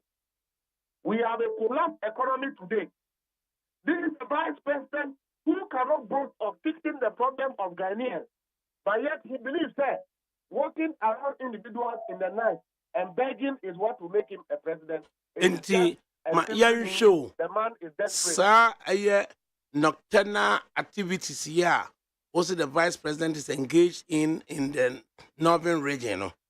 A hete NDC fortunes Anna. How will it hurt the NDC fortunes when Baumia's performance is hurting his own party? In his own political party, they gave birth to another political party called Afafrantoa, Asantefono, Achiwo MPP, partly. The same political party, and the MPP headquarters in Ashanti region believes that it is a competition between Ashantis and Asim. And truth be told, if you look at the document titled Ajapade Documenta, Nanadum Pofono, Nanadum Pofono, they indicated that Asantefono may try to take over their party, so they should find a way of ensuring that it does not happen. And Baumia Ebesheho. Baumia's candidature is simply Akufado's third term bid. And Ghanaians are saying they don't want that. And now Nana Komia tells us, say, Dr. Baumia is making inroads in the 5 northern regions as well as the Zango communities.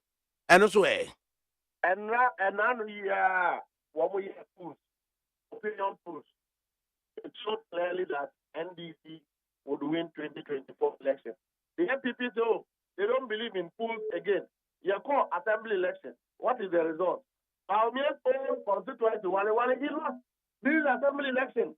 And for every election, the grassroots is the final determinant. Those elections, particularly the assembly elections, was partaked by Ghanaians. They voted, and Baumia and his people lost in that election. What about that? Baumia cannot hurt the NDC, but he's simply championing a desperate move, a desperate agenda there. He must be a president at all costs, at the back of incompetence, at the back of fraudulent misrepresentation, at the back of corruption and broad-based stealing. They are trying to run away from the fact that former Chief Justice Enim, any minister of housing. They have stolen government land and have sold them. Mustafa Kofasa Meshaye. Mustafa Kofasa Meshaye. Mustafa Nyabotre. Second de Japan kana kwa kambia. Upa atwa so sa. Na emfamfa yeso emeka. Asema da wan say. De Japan wa kana sem. Wa clarify. Or clarify, you know. Or say Asenso did not have the consent of the then Chief Justice. Minister of Works, Esoso Ediaba, or Mababa Bechiri Muse. Not only Ekufuado paying so, over the years, rezoning, a course one crime. I may intimidate assassin back or a die back 4-bedroom house, Nisi 1 acre land so. And in Tieneno, yetime ye, I'm a Roman Regia, Assasia. Na die back when this is one. And yetime land use the yeno. A dime back 20. Abisum ye be a senior government officials, okay? And into no men fang mayor politics and mechanism. Yanu Rieno, my men Sam Musa way. In all this, Obia why engage in nocturnal activity? Eko bonko for them wanajo. Ebunko to dripa womucho. Samoma aba emfamame. You would not find out whether those people are listening to him, but can continue to say, that person or you're desperate. Forgetting say be a Professor Mills. Then no bubble bonko for them. Eko power mucho.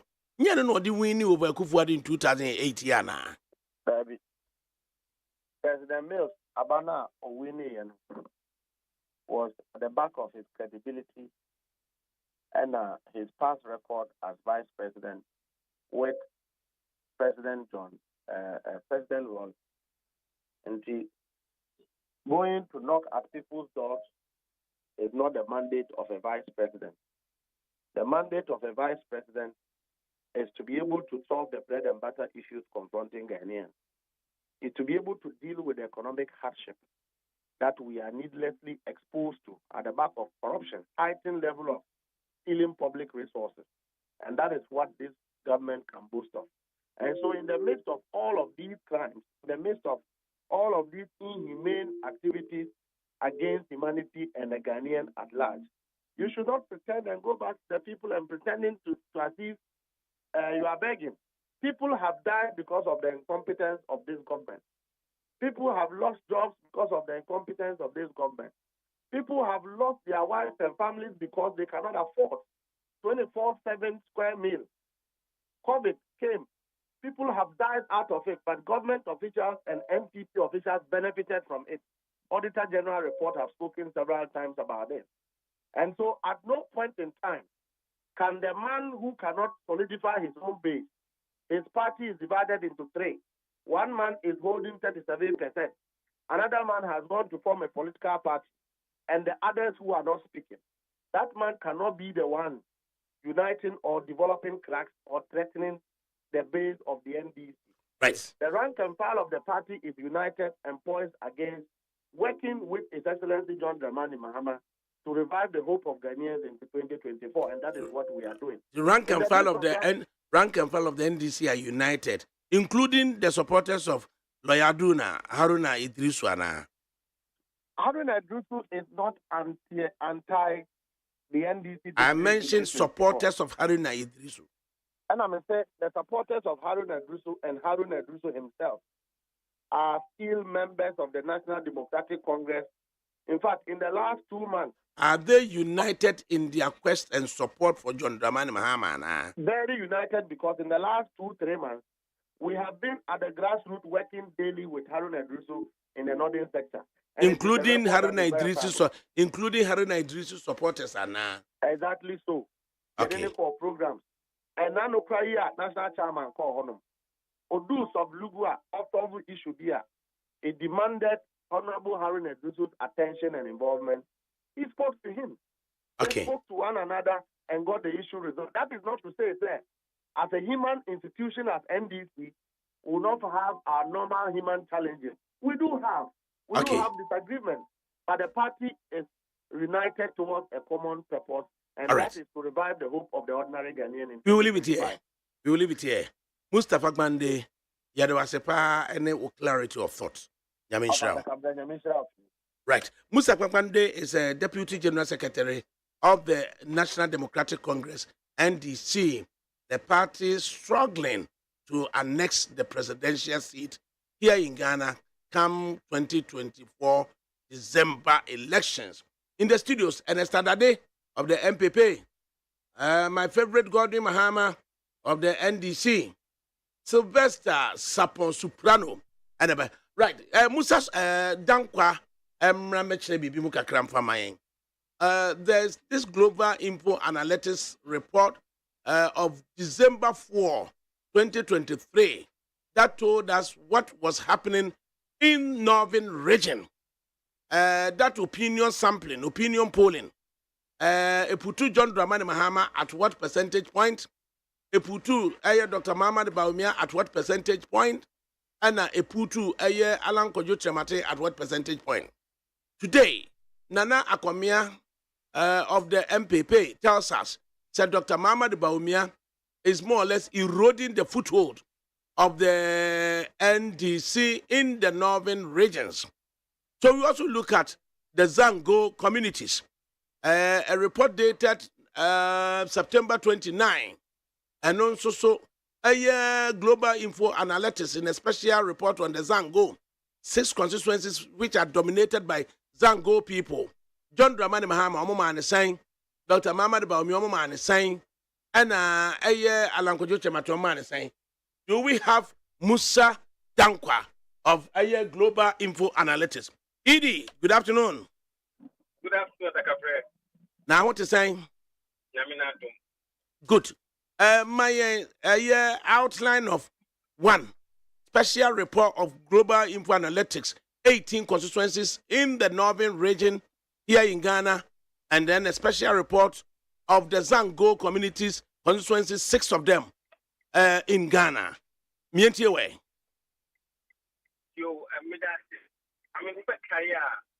I think the northern region and Zongo areas will play a very crucial role in the next election.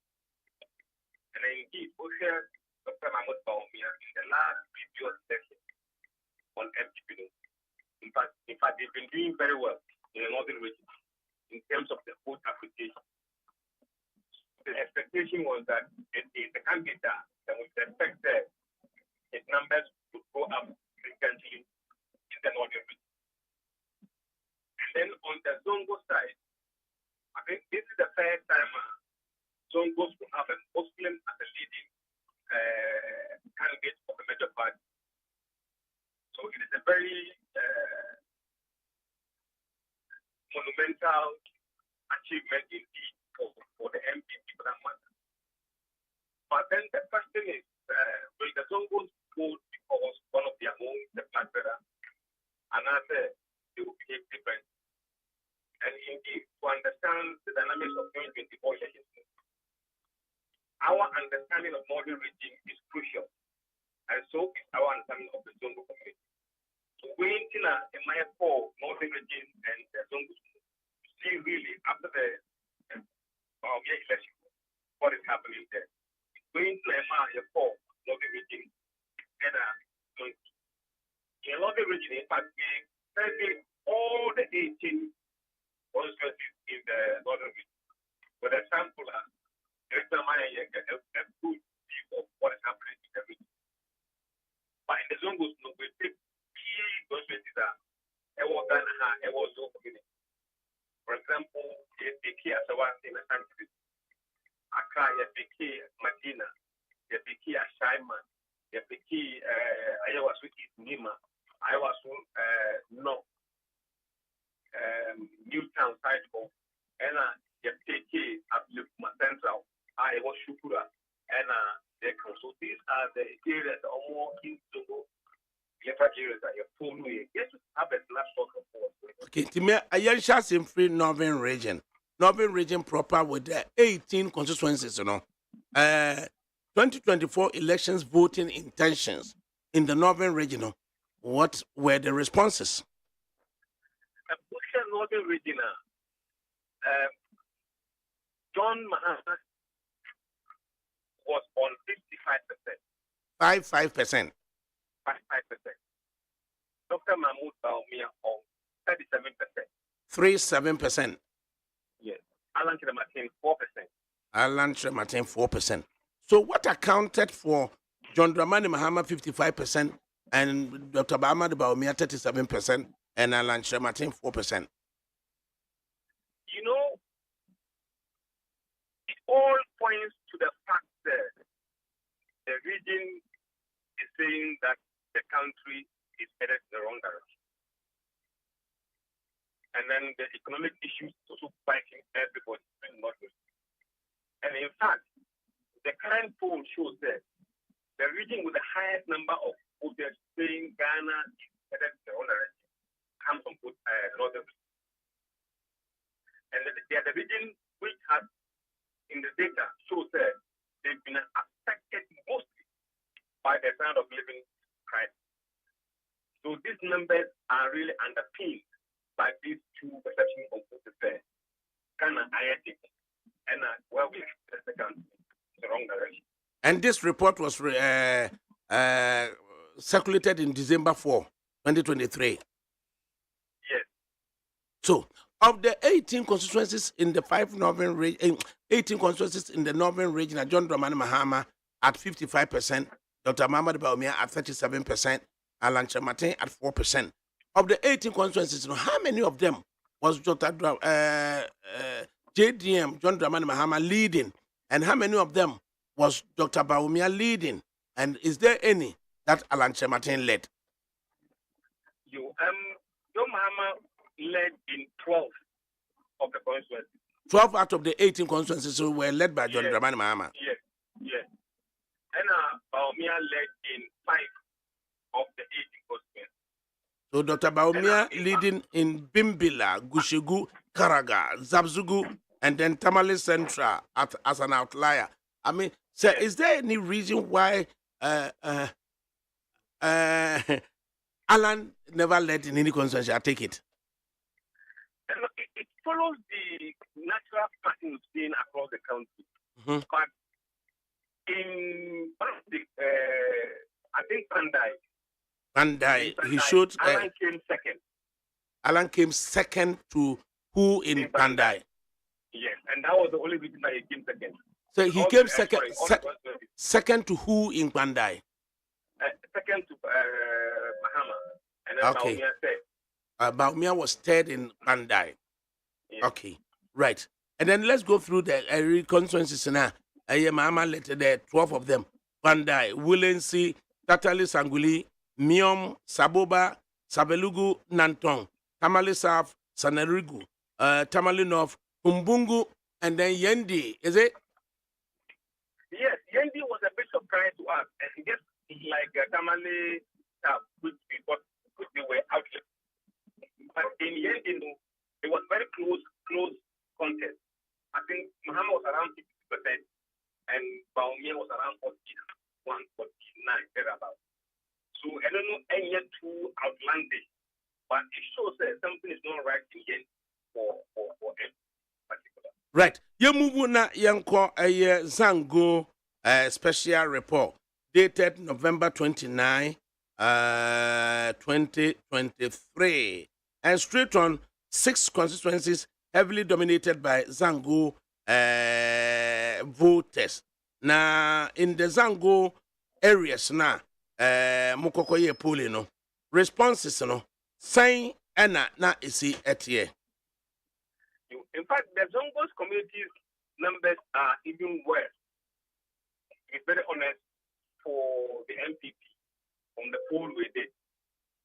And we share in the Zongos are 73.1% of them. 73.1% in favor of John Dramani Mahama. Yes. And 21.2% in favor of Dr. Mahmoud Baumia. And 2.5% Alan Trematin.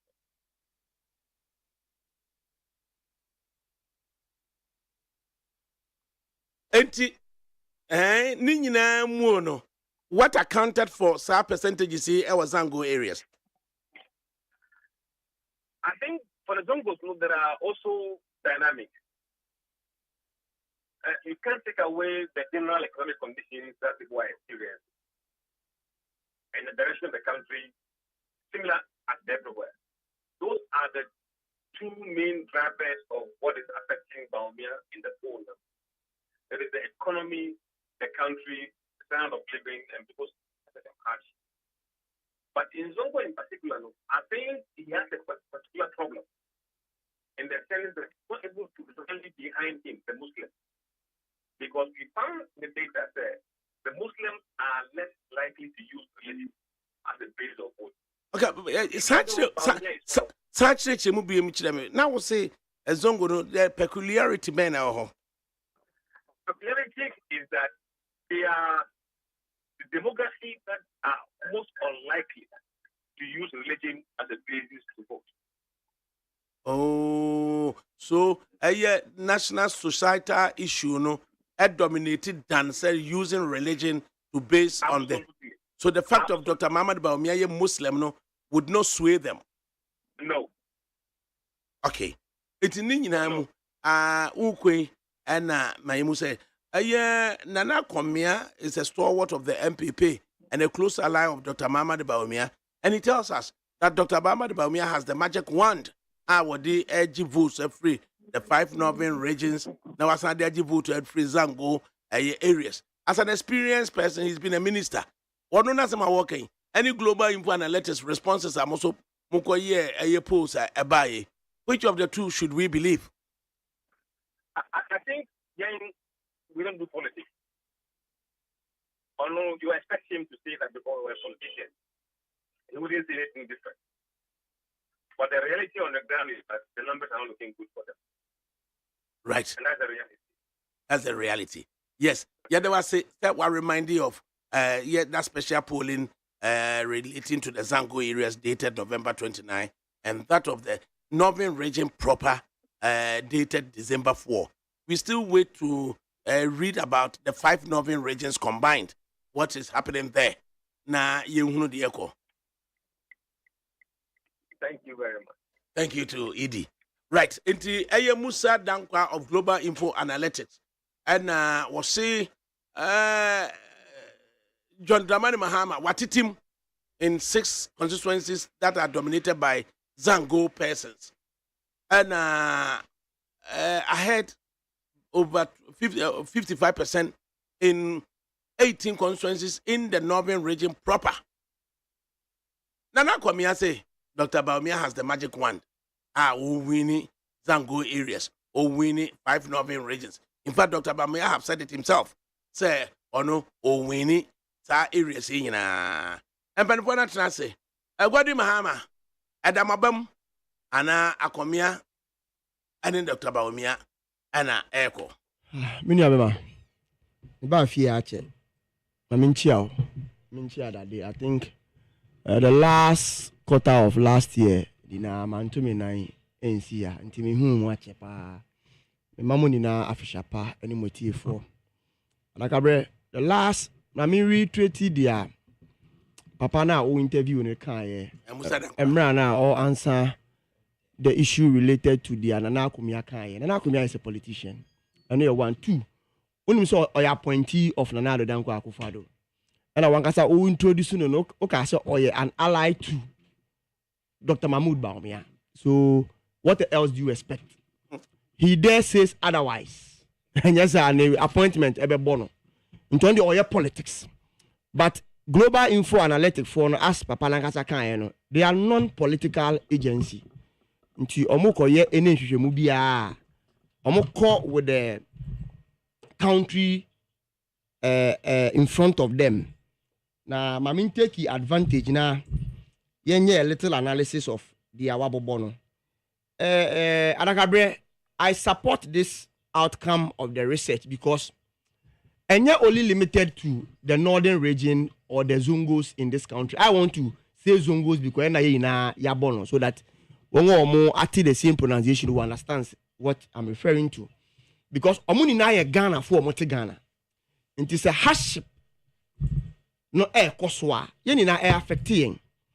And that is where we are today. Mribiano omo analysis ni say what didn't buy in 2016, he did well. 2020 oba fem. You see 2016 dynamics no extremely different from 2024 dynamics. And that one every political analyst will say untimi compare dynamics in 2016 to dynamics ene. The next dynamics also say 2016 not the political party NDC 88 years so far. Mekai Mra His Excellency John Dramani Mahama campaign or say on ready 4 years. Na constitution man requires or somebody to the next 4 years. No? The narrative of the MPP is a two Obama political party. You two Obama individual. It is NDC 8 years their time is up. And that the same analysis. And then when the 8 years, we share the constitution of Ghana, the position of a vice president is coterminous with the position of a president. Anameboa. Until only president ni ye baako or kwa esa on ne den echo. Until when the 8 years, mampenya mayati asian so say fie nyansa ni na ni book nyansa ni na eso. Uno ade economy na ye de ahye wonsa. And ono akasa say we beat John Mahama twice before. So you are aware. Also we beat John Mahama before. And I ask myself, obitini we fa full of propaganda and tronko. Nti se we beat John Mahama pendia. Then it tells you say abana mubu and indeed o kan ho bi. And na o kan ho. Nti party na di 8 years. After 8 years no, and their own region for air can say, and I want to take it from the northern part, the northern region, no, and say 18 regions no. Or say they are dominating a taking center stage. A man crofuni decision echo said the echo and say almost Ghana echo in a wrong direction. And yema enko ye. Osanka say the regional omoye highly affected negatively by this economic hardship in the northern region. Dr. Mahmoud Mawumian here then efi. Mekai Emra na oye ni campaign in 2016 and 2020. O you saw in the region as a northern region eka say no fi ya to abamana. You will make sure that the northern region will change. In so ne under John Mahama now you are recording northern region as the worst affected regional when it comes to hardship. In so ne per the research ni chire say ye ka regional ohia ahokyere akohopa the regional the vice president also a flag bearer of the MPP free uyi enu enso eto enchen the data ni chire say currently say see eto aba enne His Excellency John Dramani Mahama ebenya 55% e northern region anamebwa na Baumia enya 37%, na Alan enya 4%. Question ebi be besides aside say Ghana no echo in a wrong direction. E dey inti na nkofo be to aba ma His Excellency John Dramani Mahama. Adakabre ade baako ande e take all over the country. Man nkofo esu the issue of unemployment. We are aware of that. Unemployment under His Excellency John Dramani Mahama na ejina 8.5%. And now be saying people for unbelievable figures. You find for 2 point something million, 1 point something million. And you're only under MPP that they claim to be employing people. And so unemployment rate is and the unemployment rate and close to 14%. And now His Excellency John Dramani Mahama Ekase or the friend in the 24-hour economy. Eba. Now you're running the friend the 3-shift system. And the 3-shift system, Adakabre mean too kinda. Ba okin kan na mu amakwa amanone pen no idea developed countries practice in order to employ a lot of people. And a man the Ghana meburu bebre obi anya akwanya opeso ofi Ghana because you run a 1-shift system into your funny pa baako a unya akwanya ma ye employ biom. John Mahama say that 1-shift system no be the thing of the past because unemployment is becoming a national security threat. Into the 3-shift system beba now at least the workforce here one and then you multiply it by 3. Ama mebuna then enye adwumaye. Ono asanse at the time MPP are buying promises on some man we adwuma a won maye no. Omo anya omo kakrawa edikotwa yaanum bet we bi no omudi nso a MPP are buying the head of economic management team here Dr. Mahmoud Bawumia also a flag bearer and so oji won 10%. John Mahama say ento asum into your bar that bet 10% no obeye fio osansi yen kan kire Ghana fo ni na say levy ye gina ye gusu agina ka say it doesn't meet the tenet of taxation no oba obeye fio within the first 100 days. Now what ni ministers so still ye gusu were the highest ministers ever in the history of this country in the Fourth Republic. Around 80 something. Or sure ba on for more than 60 ministers. Santi sono beto sono. Sikana nke se best menu ministers no sono. Or the bibe maye nuanum assemblymen allowances. Because open proper development the local governance system and they bring it up proper development into the allowances. Now what channel e bin so akọ health service. Nyema bi say and I His John Dramani Mahama ediegu akwa so far. And I think eto asum and you don't need anybody to tell you say workable. And I mean susu say you know more northern region abide into these policies and pronouncement. Misusu say their report in can send they see to aba obenya as in the vice president will get because and what I be so be say a day pa ADAKABRI a day pa and ane the flag bearer of MPP na Dr. Mahmoud Bawumia ebe catch the Ghana fu aye fufura on can be that eba exchange rate unless he wants to change his position but until then no see said the fundamentals are weaker the exchange rate ebe expose you emra na all can now kura $1 oji 4 cedi 20 pesos and there are close to 12 Ghana cedis into them bi on pa no beka okasa about borrowing is he not come to tell us say on borrow bi mana already in 2016 omoka say borrowing is a lazy man approach into omoba won borrow they will only tow our roads to do road construction for us but mo borrow in the history of this country more than any government from Nkrumah era. Until then for proper no war person on can be. Until the credibility is at stake. Omu ni message. Until na Misusu say ama this percentage John Mahama is getting for me a realistic. Uko into the zongos and so before be ending in now I had this in mind. ADAKABRI Ghana for and to about and use religion. And yes, Assemblies of God for ni na beto about my Excellency John Dramani Mahama. Because him say hona okwa sorry. But me sure say it will be wo they didn't vote for him. Do you get me? Because nipa no say of you fi. Found in the same church. Na believe in nipa no principles. Believe in nipa no policies. Na need confidence in the person. And your force obey the obeto aba e the amano. And the same thing applies to the Zongo communities. And me are very happy say, me nuanika say, adia baku or realize it in our research and say, Zongo fuana your madwene say, omumma say, Dr. Mahmoud Bawumia eye Muslimi nintinu, upon intra odini na, upon ndade or dada ni na nintinu, because of his Zongo ntini yentu abamano. Or say that is not what they are going to look out for. But Niemo Mbeshani say, the same thing, they say, Ghana go in the wrong direction. Economy moye din. And there were tonga won to. Ebisu toa, omu free swa, omu sha dampua, eduswa, ayad din so mutimi yeden, etuya. They are also making reference to the same exchange rate. They making reference to the same promises awarded ma wonga, omu intimi yeden amwa because one, omu share boss just behind a fear the president a team Nima. Omaka Nima. Amana it is a Villaggio.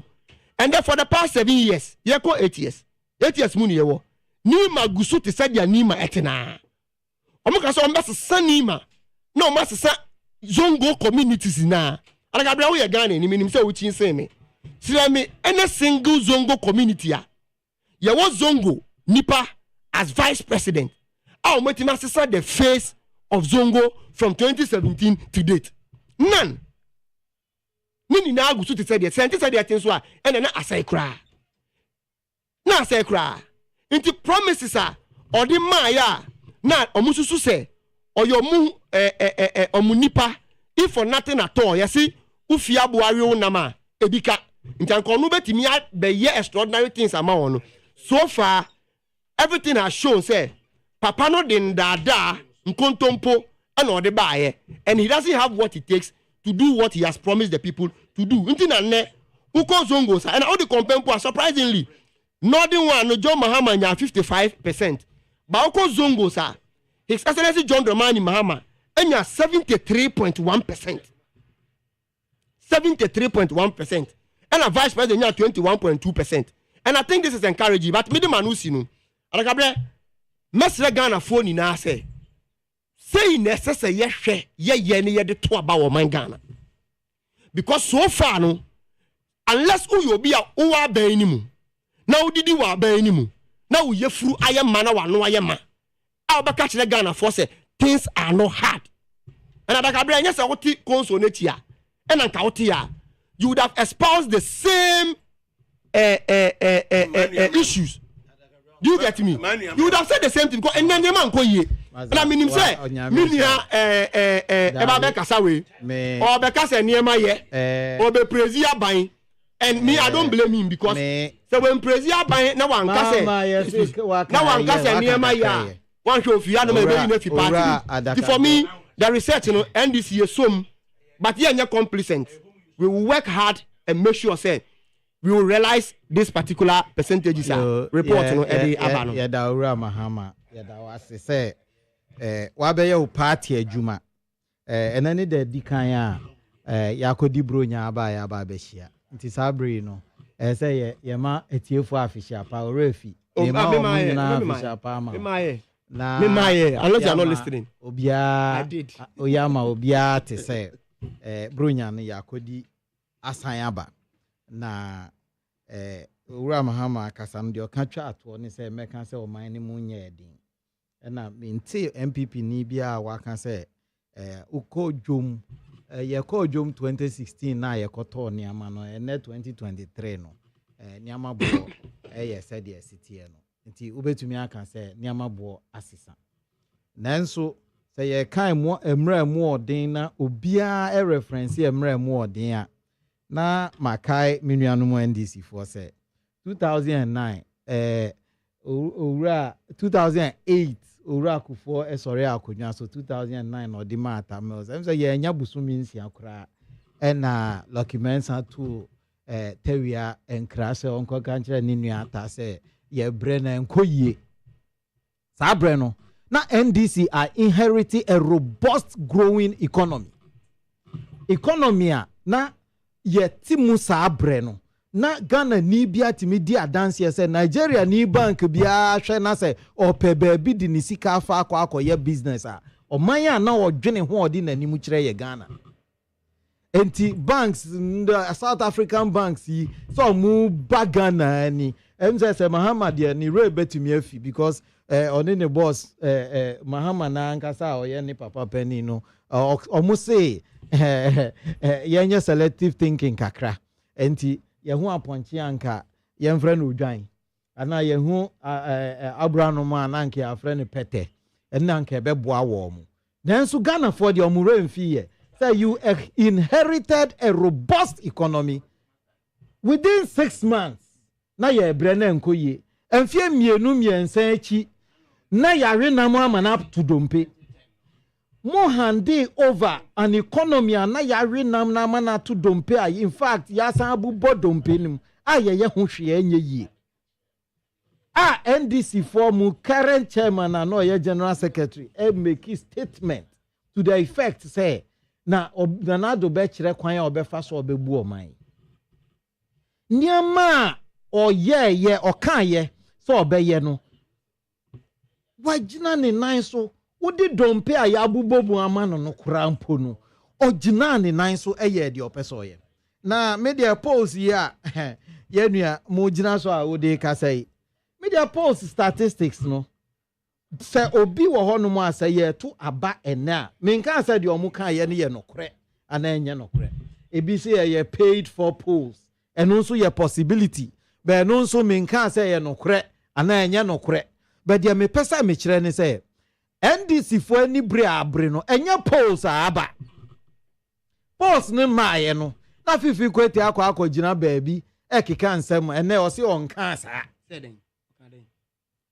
na tape na ye bo aye tie na bia owura adakabre wo bi mete sa no pa ni ye bo nti obebo amo mente me dia mente but let to believe so say Ghana election there is all about Ashantis and Avis. Oh, and owura adakabre also say we are made to believe say na say mobile voice na me tell you no to say you no now anya ne voice na me voice na Ghana voice ni me voice me met me can categorically say you no na no ba dia ka say you no at least sabri ya me dia met me can say you no because voice na ye tell you no if you go tell no foforo bi wo Ghana ha bi na nipa na say enyo no o na say sa mu ko kan say yenda ni aponchi odwan mu say enya mu a mu ko kan say Ghana for mu former chairman e ko kikan ne nsem o say enyo no na ye doctor tape na be den ayo no if he is a man me say fifi kwete so feel so ye bema na ogidi otumi yedi no ye general secretary of the NDC on fan insansi ni bon ka say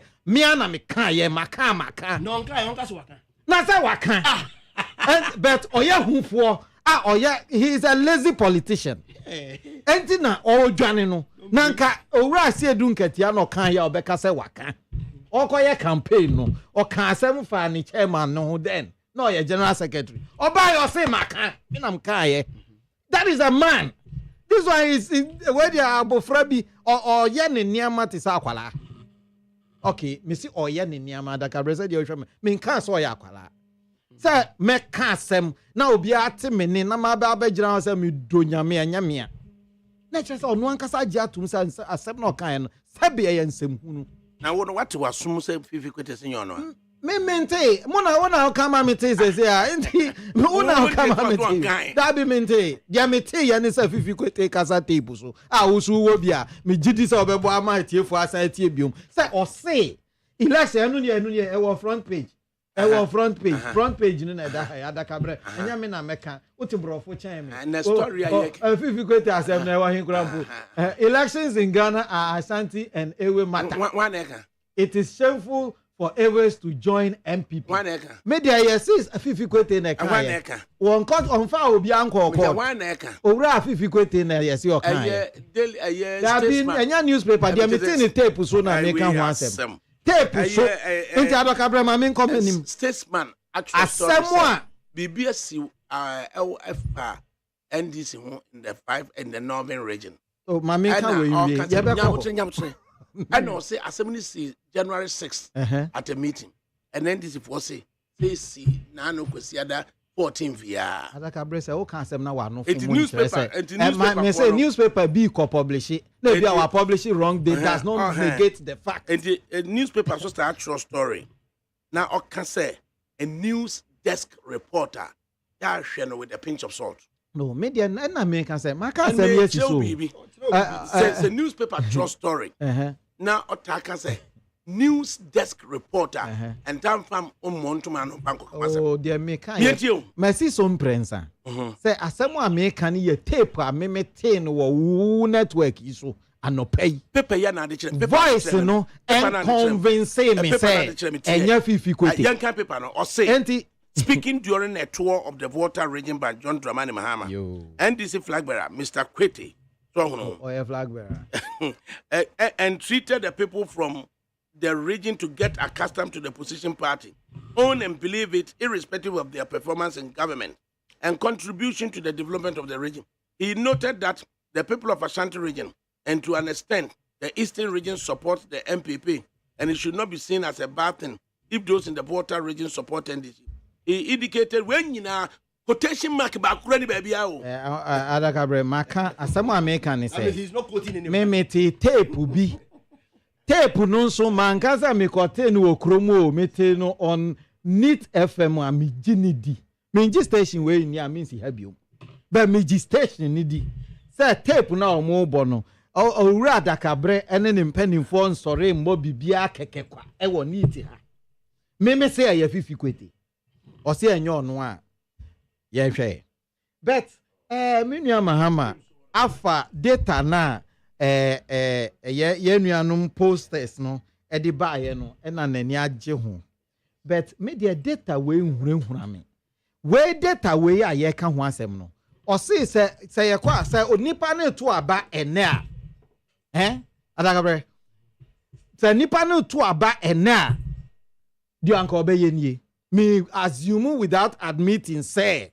way ɛna ɛkɔɔ so but sɛ yɛmfa no sɛ mpo nipa no kɔto aba ɛnɛ na sɛ polls way deɛ ɔbɛyɛ nie a adakabrɛ mame ma statistics foforo bi a ɛyɛ ɛno nso yɛ authentic a ɛno deɛ wobɛtumi a verify sɛsɛ ya a ɛyɛ election statistics ɛwɔ Ghana ha from 2012 pɛ sɛ hɔ na owura Mahama bɛdi adeɛ 2012 NDC vote ɛwɔ central me kyerɛw deɛ nti afifi kwete bɛkɔ voter region na wakɔ kan nsɛm a wɔka no nti na me gidi sɛ waka voter region 2012 election NDC nya 579,289 91.39%. Nti NDC deɛ so nim sɛ voter region ɛbɔnebo ɛyɛ ne deɛ MPP nya 46,000 voter pɛ NDC MPP nya 46,000 a very humbling very nice one 46,000 12 46,942 that is just around 7.49%. Around 7.41%. 2016 nearby NDC nya 493,441 87%. A drop from 91 to 87%. MPP nya 60,802 an increase from the 7% to 10% plus 10.8%. We may round in up as 11%. 2020 and NDC. Also 2020 na year registration na numbers now increase into voter register na kosro. Instead of a drop, they didn't actually get a nominal drop. 606,425 NDC for Beka said, yeah. But a honor voters now kosro. Into Omunya 84%. From 91% to every election year, NDC is coming down in the voter region. Omu bafom. Omu do 84%. The MPP in 2000, the year 2020, MPP enya 101,084.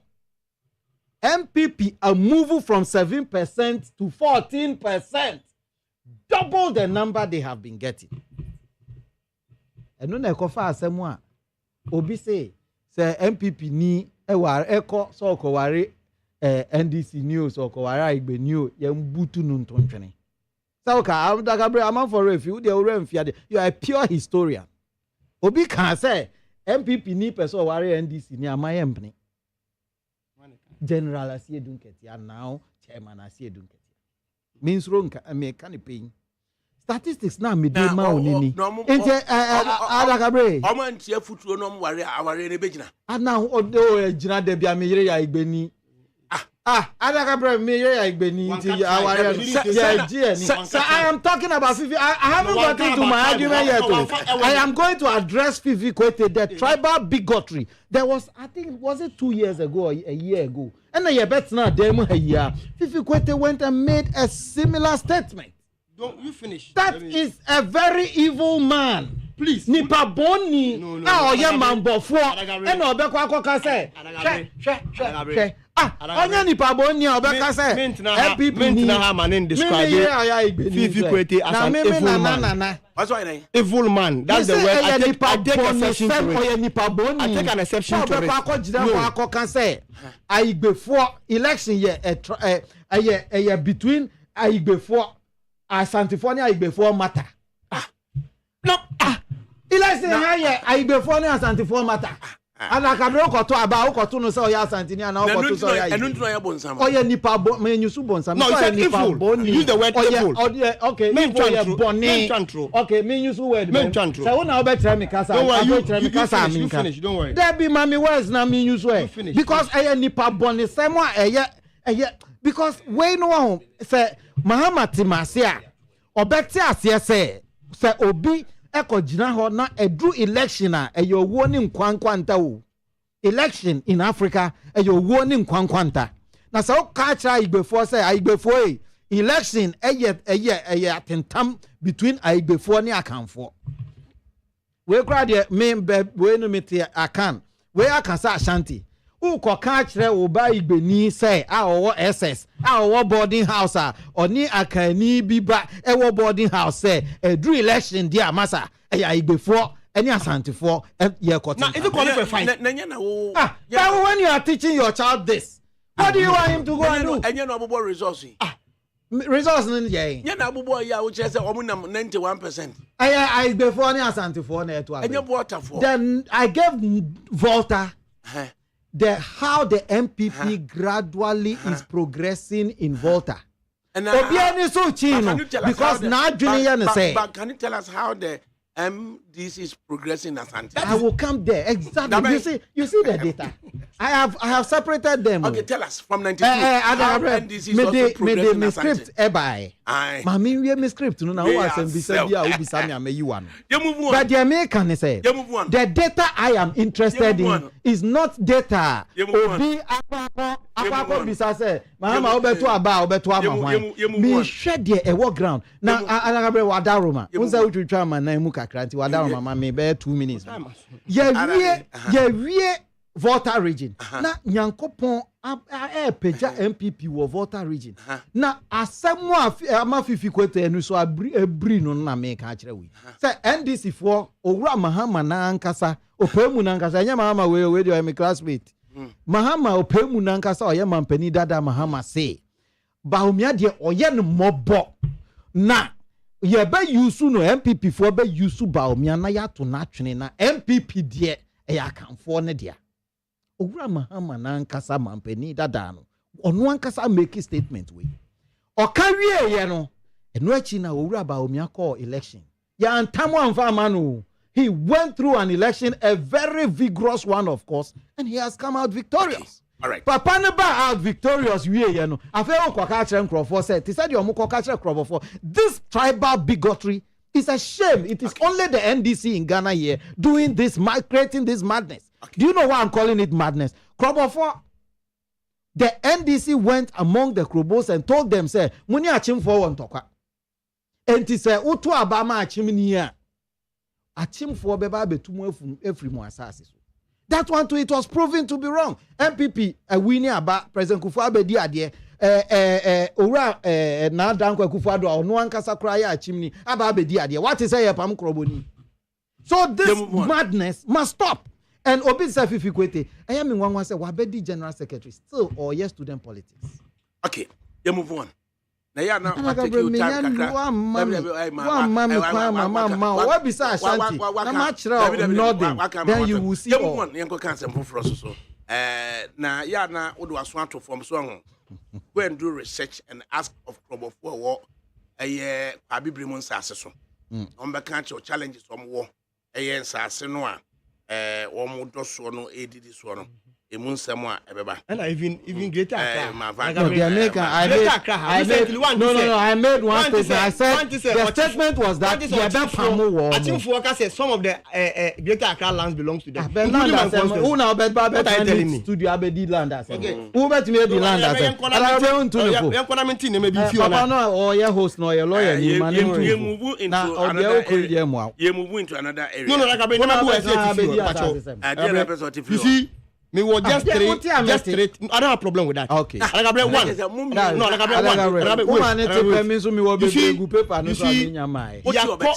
problem. Any problem. But we need to move to another. No, we will go. Just a quick one. ADAKABRI, you moving away from President Kufuor's achievement.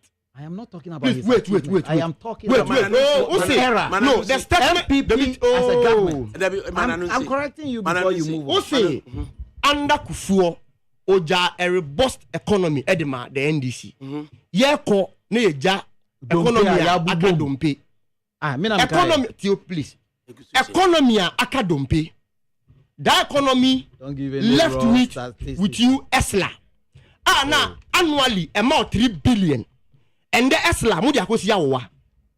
That economy na ya wiamana akadompe no. Eja infrastructure development fund. Sa economy nu age stabilization fund COVID buy first point of call amunye sika from stabilization fund minu ka say economy a o ka say ya wi amana ka dompe nu ADAKABRI omoba from 2017 na that economy no mutimi call world market eco bo bosia because now economy no was rich, the economy was robust. This a moko bo bosia bia ya mama that same economy no na moko euro market. Oh please na moko euro market na euro bond market na mutimi agi loan. Was it because of you? No, let me finish. Oh, say economy na yen because you Bosian or not me DJ Bosian. All the corner wine e ma Bosian. We took a loan for 10.75%. Yeah, cause loan. Yeah, so the Bamanika say so the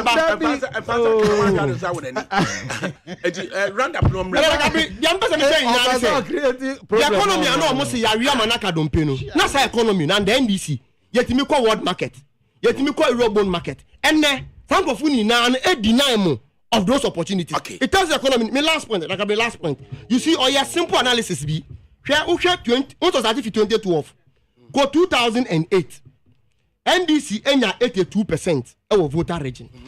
And MPP enya 15.38%. That particular year, now after the 8 years, 2008, 208. And about 2012, MPP drop here. What's on the one count? MPP drop it from 15 point. Oh, please. I could have gone beyond. Please, forget. Okay, I want to expose your. I want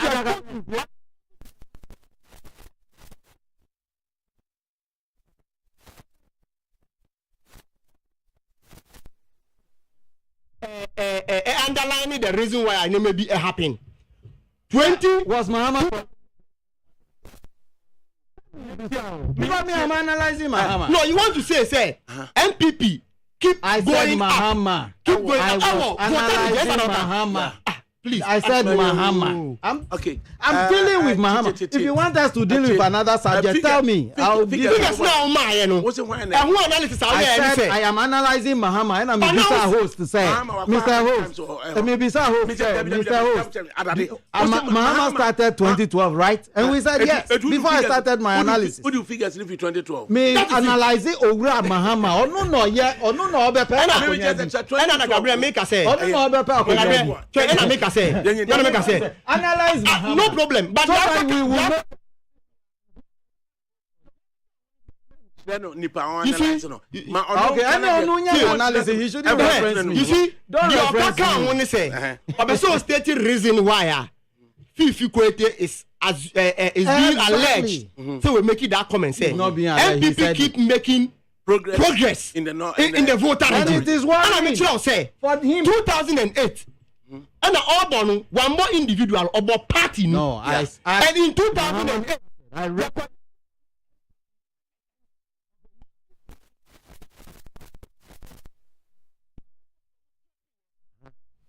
7.9. Okay.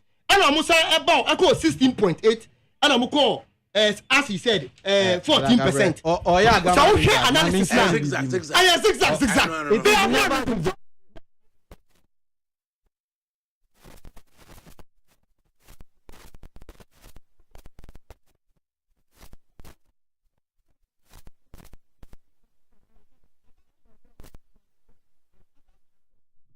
'At a point, you refer to party. At a point, you refer to a leader. You started from the party. Me paper nini. I'm reference from 2012. I'm a business host. I know what I know. We don't have the whole day. Me what the American wants me see me analyze Mahama. When you start for 2012, definitely appreciate. And after 2008, you are not rising. After 2008, we had one the fact is that this is know that personal attack on my general secretary will not wash. If you create is credible and far better. And what do you want to say? You can't push it to his throat. Today's edition of the Daybreak. Earlier on, Ote and Saturday of the MPP in camp. And I would say Godwin Mahama of the NDC in camp. And a Daybreak newspaper comes out today. Pay attention so that you deal with the issues. Okay? Daybreak is a 14,135 road crashes. 2,276 deaths recorded in 2023. I have Kofi Bedu on the line. Kofi Bedu has been a concerned Ghanaian. What can and send be if I wrote accident. Now, Charles McCarthy, your friend, the point of law. Charles McCarthy saying both the Ghana Police Service and the Jubilee House Communication Bureau have yet to issue a statement on the accident involving the second lady's convoy, which tragically claimed the life of Mumuni Fusaini, a close protection service provider to Hajia Samira. By now, Eugene Ahin, Director of Communications at the Presidency, should have provided the nation with details of the circumstances that led to the accident. The Ghana Police Service should inform the public about the vehicles and drivers involved, identify responsible parties, and clarify who will be held accountable under the law. Treating an accident involving the second lady as a mere news break without an official statement is insufficient. The public needs comprehensive information. Also, it is very important to know the current state of the injured individuals, including their identities and locations. Just to let you know, clarity on these matters is essential for public awareness and accountability. Lastly, was there a motorcade leading the convoy of the second lady? As a rest well, Husseini. Kofi Bedu a line also. Yanni Chichunko. Kofi? Mahmoud. President, what is saying? Mahmoud Yanke. Yo, 2023, and the other way. I was say accident by 14,135. Any pay woo ye 2,276. Anna a woo ye. Ben and Sunny Nayamu. And say a Ghana man penina be the chre. Neye Wamo Akonya Motoka Quenchia. Our Accra Kumasi Highway. Said the Charles McCarthy was Susuno. Was the official report to be in Ghana police in Mai? Said the SCNA. Was see a Jubilee House at Naye report to be in 1 Mai. Said the SCNA. Obiama young a vehicles involved no. Nina could be say a news break. News of where Becans are some saying SCA. And no one no. Any part do a prayer won't he. Nipo go hospital. One want to say won't he. The what he say Atafuseni. Anna Wako. Anna Yako a year Muslimi SCA Akosieno. As soon try. Utia radio there, Nina Kofi Bedu. Unu Nianum. Emma a year Accra Kumasi Highway. Bia would free up a young quanta. Eddie calling the door. Obekwa ko duru asuo brem so. Ye frɛ hodum brem so. Asa bridge oni railings wonifa. Oni railings obonkum. Usane na ade akɔ bridge num so ofri ankran kwa. Ofri kumase so ba usane na ade aba bridge num. Ensuo mpo beta bridge so. Na ofri nkran kɔ no twa bridge no abon sɛ ɛyɛ ɛkwan no mu atutu. Enti obɛyɛ wadwene sɛ wo pɛ ba bia dɔgye de akɔfa. Na nadwi ebe na homache ama ade ache ame abetena hai. Eye motoka atakuleta wasonsa. Otwa mu oduru bridge so eno ye se wo dodge. O dodge a woni eye 50-seater bus.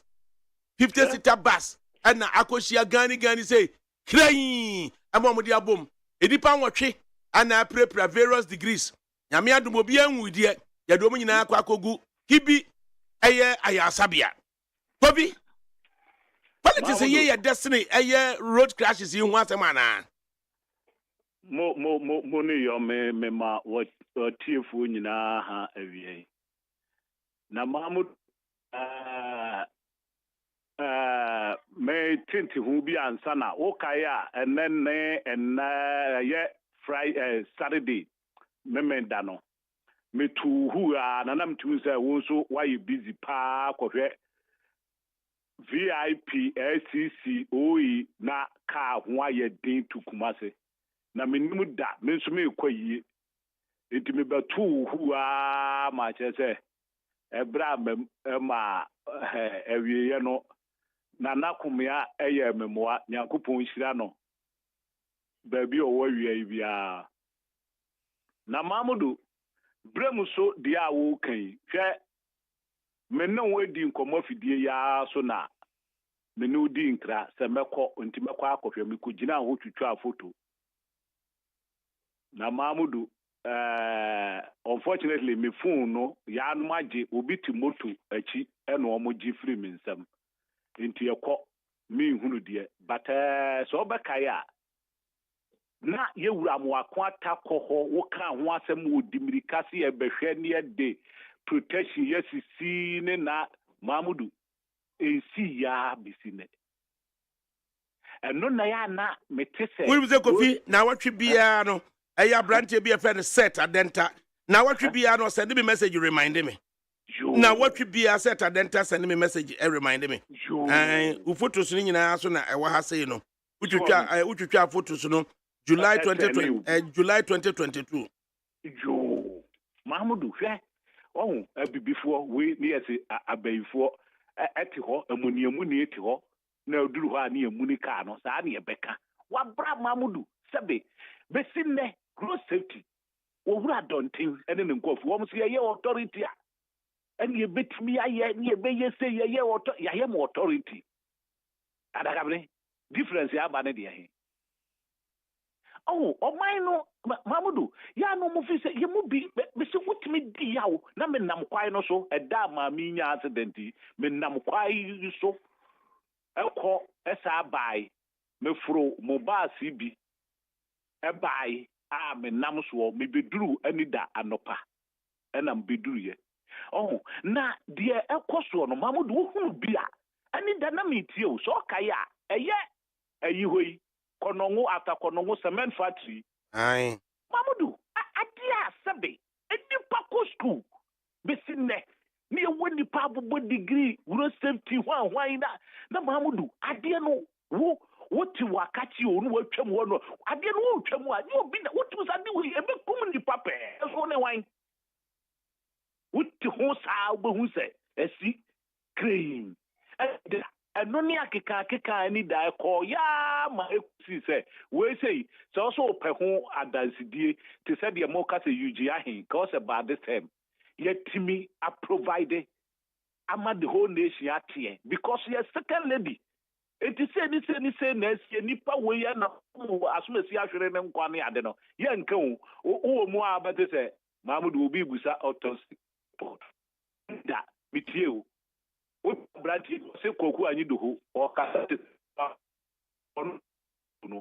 no obi busa former president we wa bra ke ho hwe autopsy bibia obi busa enti yetime de to abonti that time say ni mampani enam so ahwere ne nkwa Mamudu ka we num nyina obi baba bebusa obi busa enti asem we na da ho se accident no media maka me say road safety me do see nipi me nyintum say road na anya road na den safety road na nipa nam so ko kan ye se Mamudu ye nto ye bo ase hwe ba bia nkofu yi akwai maka kire ye eye amasama ha o me de tie ne say consultant ye road bia consultant highway authority someone na mo ye consultant na Mamudu ba bia enipa edeka enam oman a wokra spare parts even bushings bia wokra oman a opeso tumpo ben ena obetimi amakwai ma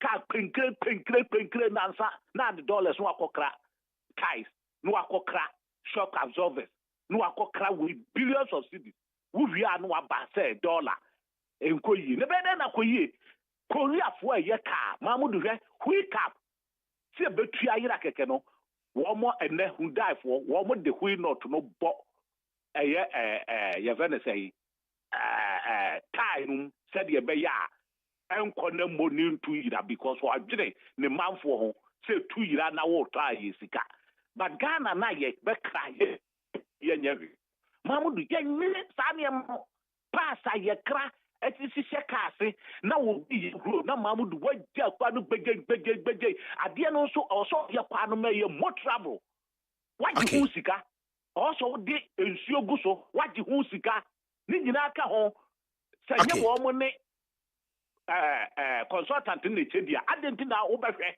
masa ne ma na koso ne nipa kuna ma ne ya sofa kaka enti nipa de disa rofu odu traffic 2 hours no one ya kwai na mamudu obekọ so you know wompo okay kofi mi emfasia na yɛhwɛ ɛda ɛyɛ because mamudu wo say nipa say na ewu no 2000 enipa afimu no enipa 2276 ye mo wo mu to covid nso kum say covid de no kura so ekum san de ekum san anti mamudu covid ne accident ye hi na ehu accident and so what who say accident ye bo ho by ye serious so said ye serious what covid hu mamudu ani da ko Dodowa Road na prosifui womo de Toyota pickup ya womo operations na mrantie mienu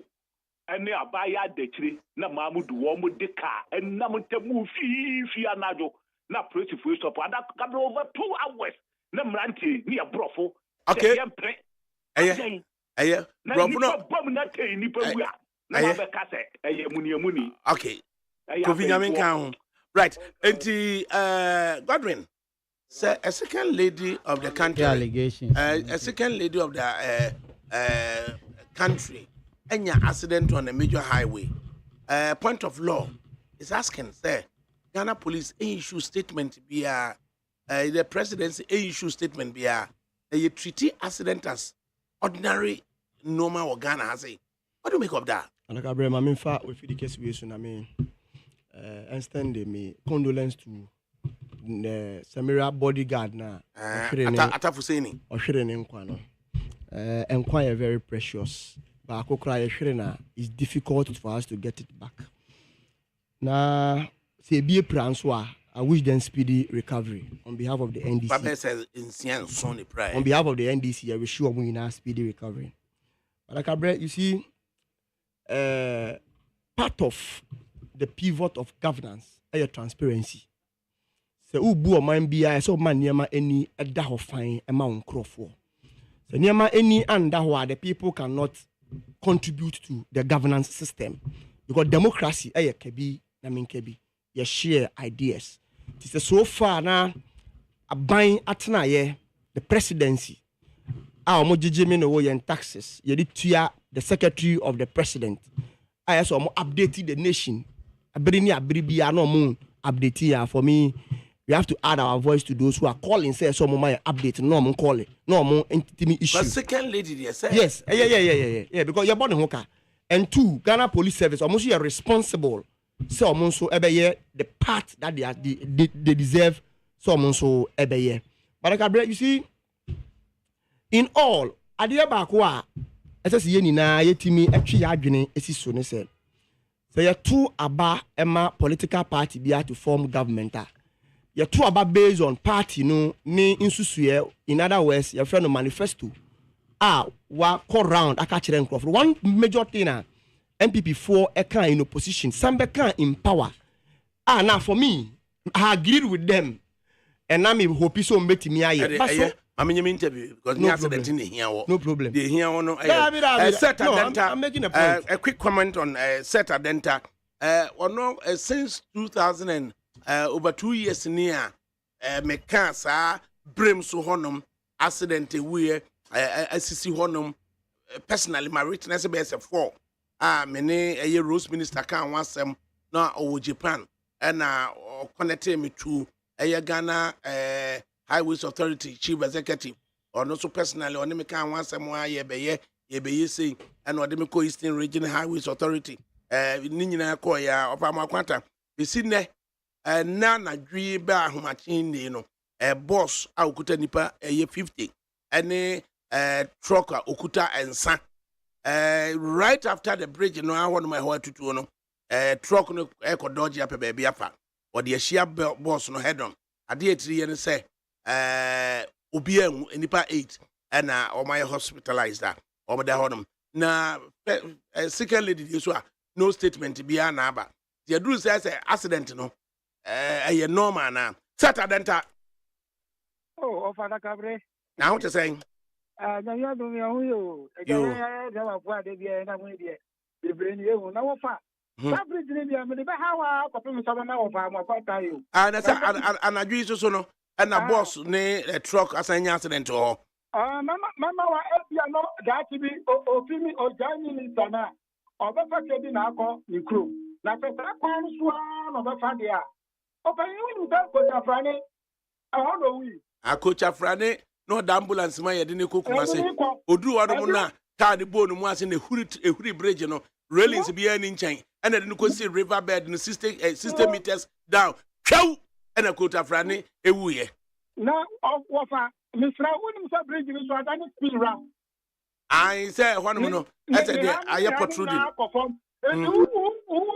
ndan personal udu ona kuta speed kakra na dia ena na ma for drivers ya be ya omo de omo saba ko na drive bone group oboko amunanim na sa amuna dia wofa enya sa bia me di down mesna wa udi amakwata ubesra udi asra no na tia ne mane ya me set adenta set me dia kwano so me na musupa na ọmọ mọdì àwọn ọ̀nṣẹ́ta bèbí àwọn náà ramp no bíríjì ní sunu ìṣe ọmúgbù kóòtù àwọn big trucks náà fàámà àhání ẹ̀ nyinaa akakò mu njà dẹ́ni speed ramp by himself. Okay. Eti ọ̀nṣẹ́ta hedges ní ọmú yẹ wíyà ọ̀bẹ́ta mọ́ ọmọ ata ẹ̀sùn kakra tẹ́ntẹ́ ẹ̀ ń fa o ọ̀bàtà wẹ́tì náà na ọ̀nṣẹ́ nsuo no mu wa 62 meters. Ẹ̀yẹ dangerous na yẹn pẹ́sẹ́.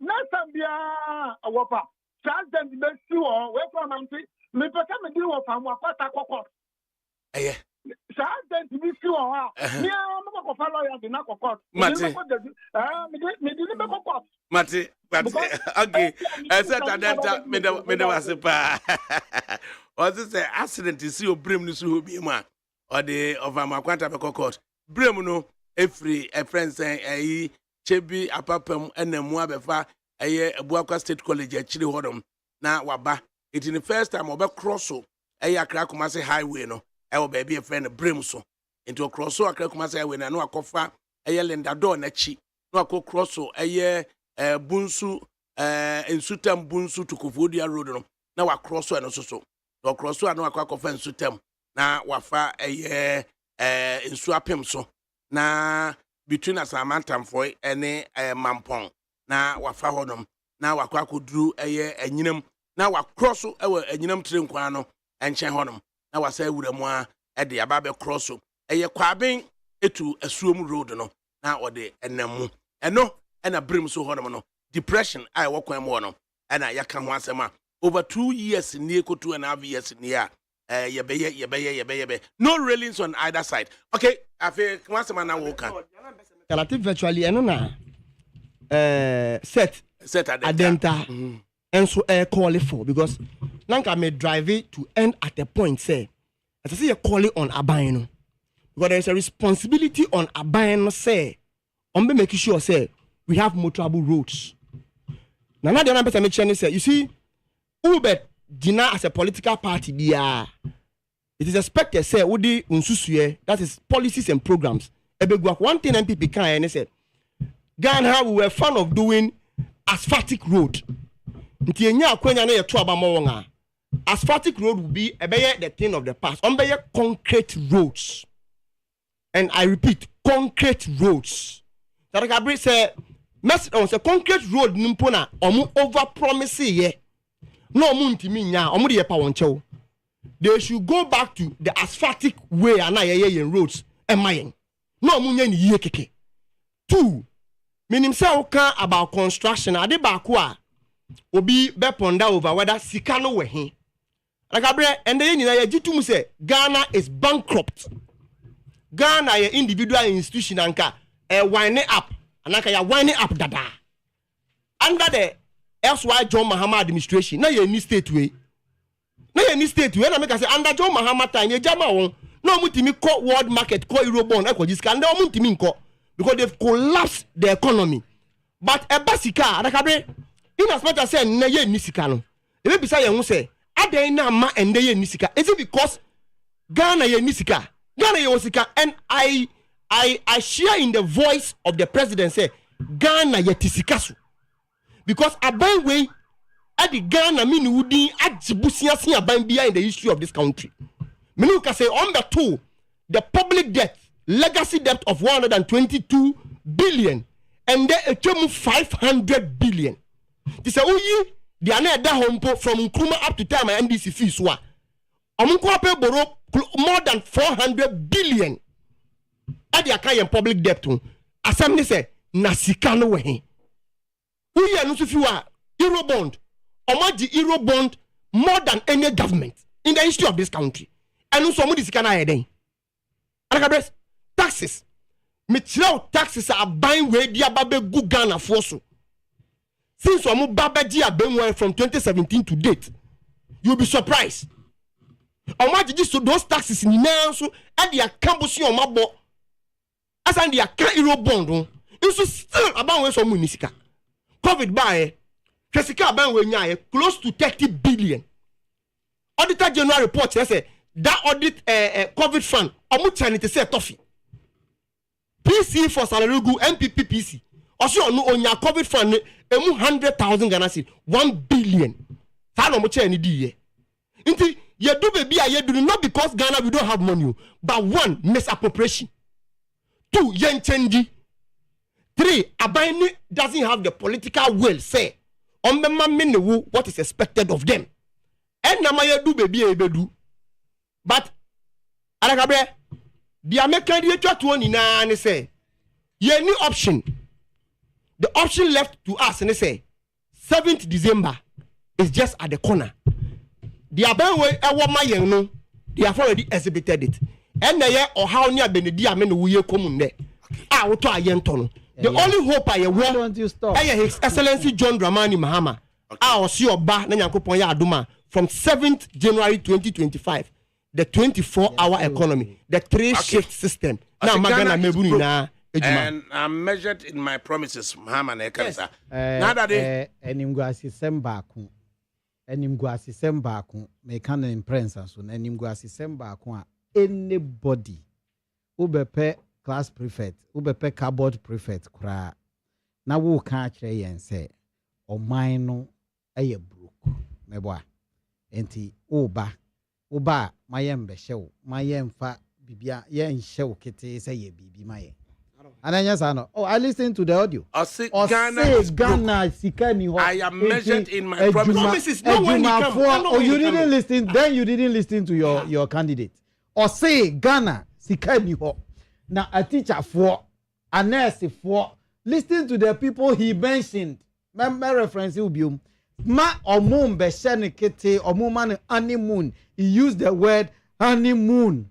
Ye mano on jina home kakra. On me promise you almost say eba me mam we. Adakabre me ka just me ka ko si asem so. Can you use no kan? Asem me ka ko si so ani say Ghana for na o si ye nto abama no. A wo ka kire ye say onu wa wi ni aba ne dada no. The same teacher for, the same nurse for, and na no mu training college sabre na o kan say onu Mahama. Omo allowance no de bema wo omo ahiafo ma sebe. Say Kwame Adade na me what training college na alawana me didi no so alawana na Mahama e de be ma me na me de didi Adakabre obi sa metro mu me say me call training college me what training college no Adakabre ma me come mama no see say me try wa asem Adakabre me say me what training college me Kwame Adade na me de alawana didi owa Mahama say me alawana na me di be didi a me fama no mpem dan adakade me wo university na me wo university ono Mahama wo university no apply for loan na ye de mano Mahama say they should also go and take or see they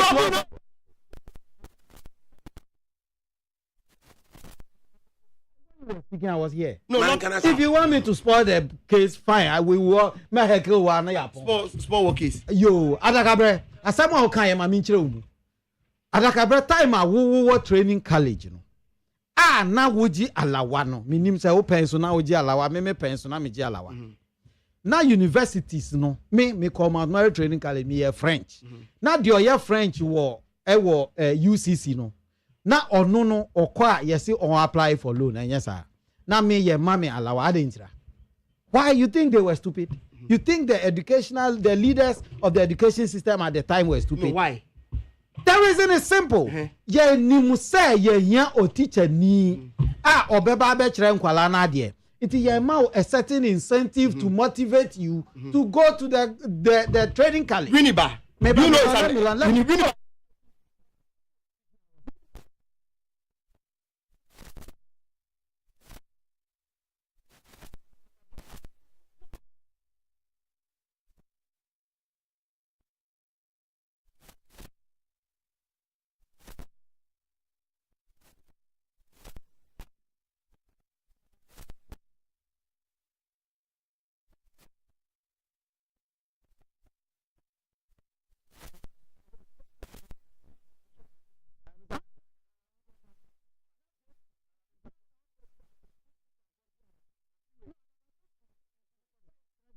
Dear Mimi campus, ADAKABRI, Mr.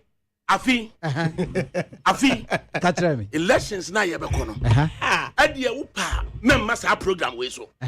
Okay. Katremi meet you pa. Aya me de say we teacher ni na mahama so teacher ni. Yes. Ghana ni abranti ababa wa bia so wo so be ma wo bi teacher ni allowance o training college ma wo bi o university ni bi. Okay, so let me. ADAKABRI. This is a mistake. ADAKABRI, mami bisa wasem. Adentina soldier ni. Ote barracks me boy. Ye nko akun. Ye nyehwe. Usori anopa busumi so a. Say be man akatua.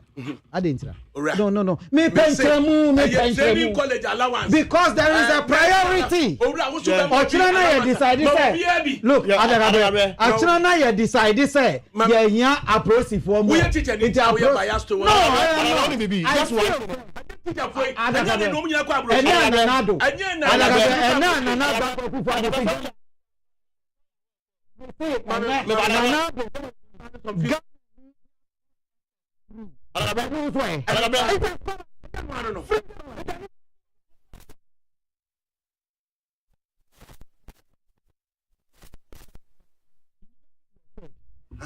The reason was that it was to motivate Ghana and Kwala so don't make school. Yeah. The reason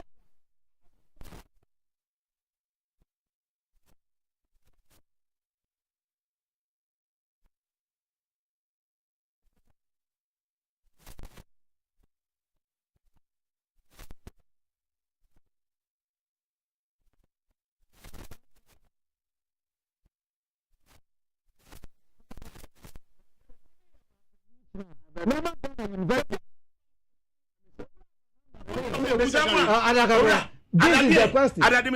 Me say, retired appeals court judge. Otimenim. Or say, Onuko University no. University of Ghana here. Near Manaduani. Yamana. That's what I said. Yamana Duani Numre. Who can Obiamino me papa? Say, or say, so why don't they continue? Or say, when you visit a if I get opportunity, I will continue. Or say, when you visit a crowd university, na ye de aduane bre visitor no on his behalf. Yes. Or say na on balcony. Yeah. Ewo or no dan no dem no. Yeah. Asem o kan say na Ghana baby a yeduro no. That is it. Baby a yeduro no. Enko promise ade a wuntimi nye. And omo do omo that time close to 1 year one university. When the same thing Abia me etio. Mama, ohima kwe free so mra kakra. Na mama round up. Ohima kwe free. Ada Roma, Kunu Ghana for. Omo pe abosia be so yasene no. Na omo say, ade ane die. E na ohima kwe free. Obeya ama omo. Yo wofa ewie. Kulu asemo. Kunu Ghana ewie o say memfa araba bazin pills. Emre emaywa. Na oyo ba na se wo uti a me se ofo aso fem na menka se mi nkirew. Eye na se wubu wonsa na se eye wo ya. Ense bu na webu na eye wo ya. Me show pe araba bazin pills ne bi na mene egu wo yem fama me. Na se wubu wonsa na se moja na eni eye tum. Emu odududu e na afi nso nkabone ewo mu a pe araba bazin pills ne bi na no fama me. Se we your oba wenya ode puabro ni beka no candidates na white Michelle Paraba Bazin na nom fama me. Na obu sana se moja na eba dodo a Michelle. Kope araba bazin bi na nom fama me. Sa wo yo ba na sa wunya nije wunya atenka ewo empem a mesrew kope araba bazin bi na nom fama me. Na sa wo yo ba so na se wo de eche se uhu ahoden kra na yedi timi digigi ani ema bi kan ekunu no uni bi mesrew.